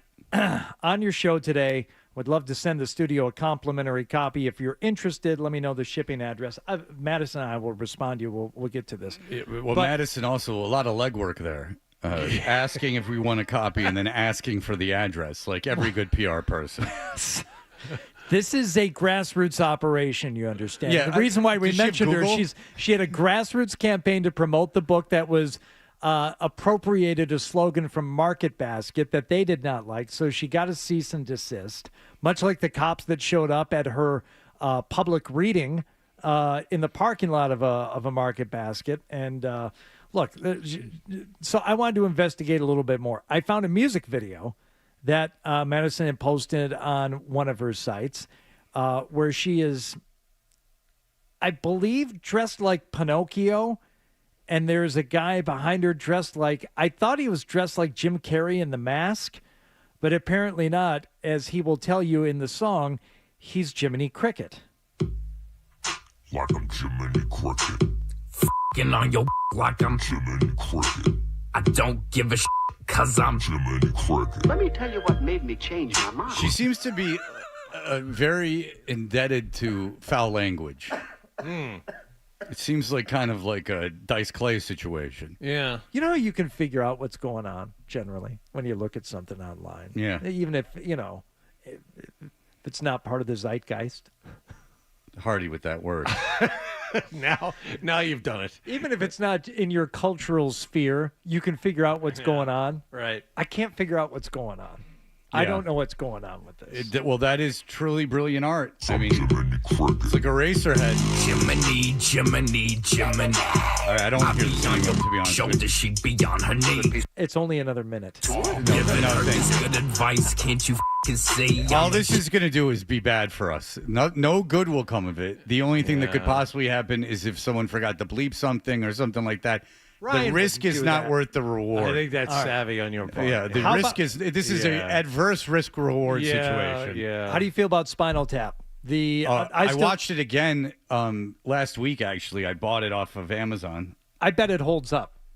Yeah, it's good. Yeah, it's good. Yeah, right? Yeah. This is Spinal Tap 2 is coming out. There's a trailer. I've seen it. Hi, I'm Marty DeBerge. 40 years ago, I was honored to direct a film called This is Spinal Tap. By the way, that's Rob Reiner, who is the best part of season 4 of The Bear. The rest of it I find so boring to the point of unwatchable, but Rob Reiner's parts are pretty good. The numbers all go to 11. One louder. Why don't you just make 10 louder and make 10 be the top number and make that a little louder? These go to 11. I like to sink her with my Pink torpedo. That's literature. Yeah. Paul McCartney. A lot has. Wow. So Paul McCartney is at least in the trailer for This is Spinal Tap 2? I know. And that's not necessarily a good thing. There's this motive to just shove celebrities into stuff. Is that what this is going to be? Yeah, because Spinal Tap had like Paul Schaefer and Fran Drescher before she was famous. It had Bruno Kirby, like Billy before Crystal. Billy Crystal as a mime. Ed Begley Jr. like as a drummer. It has, Dana Carvey's one of the mimes at the. Oh, I didn't know that as well. Let's go mime is money. And so the that's what makes those things special. When things like it's the Happy Gilmore thing, like when you just start shoving celebrities in because you can get them, it doesn't like further a narrative. It's not like I would do it too. Let's be honest. If Paul McCartney was like, I'm going to go do something, I would be like, okay, cool. If you can get him, I want it. But I don't know if that serves the greater good as a film. And what's also, and this is completely unfair, but what's also unfair, but disturbing about it is how old they are. Like, they're in their 70s. Like, Harry Shearer, whatever, because he was the bassist and he's got a beard in this. But, like, Christopher Guest and Michael McKean are old. Yeah. Like, old. Belichick old. Yeah. They're in their 70s. Yeah. And so, you haven't seen a lot of Michael McKean, I'd imagine, in the last, 20, 30 years. He was on Saturday Night Live for a second. He was in Better Call Saul. Oh, okay. He's got to be closer to 80 now. But seeing him as the same character that he played like when he was in his 30s is a little disturbing. And that is of no fault. I'm going to go watch the movie. Believe me, I go to all these stupid movies now. It's something I do with my daughter. And I'll definitely go see Spinal Tap 2. So I'm not saying I won't see it. Other than Spinal Tap, I still say the best one is Waiting for Guffman. It's better than Best in Show. It's better than A Mighty Wind. That one, I think about like Christopher Guest at that age when he was getting older, playing this older theater director. That was almost 30 years ago. Right.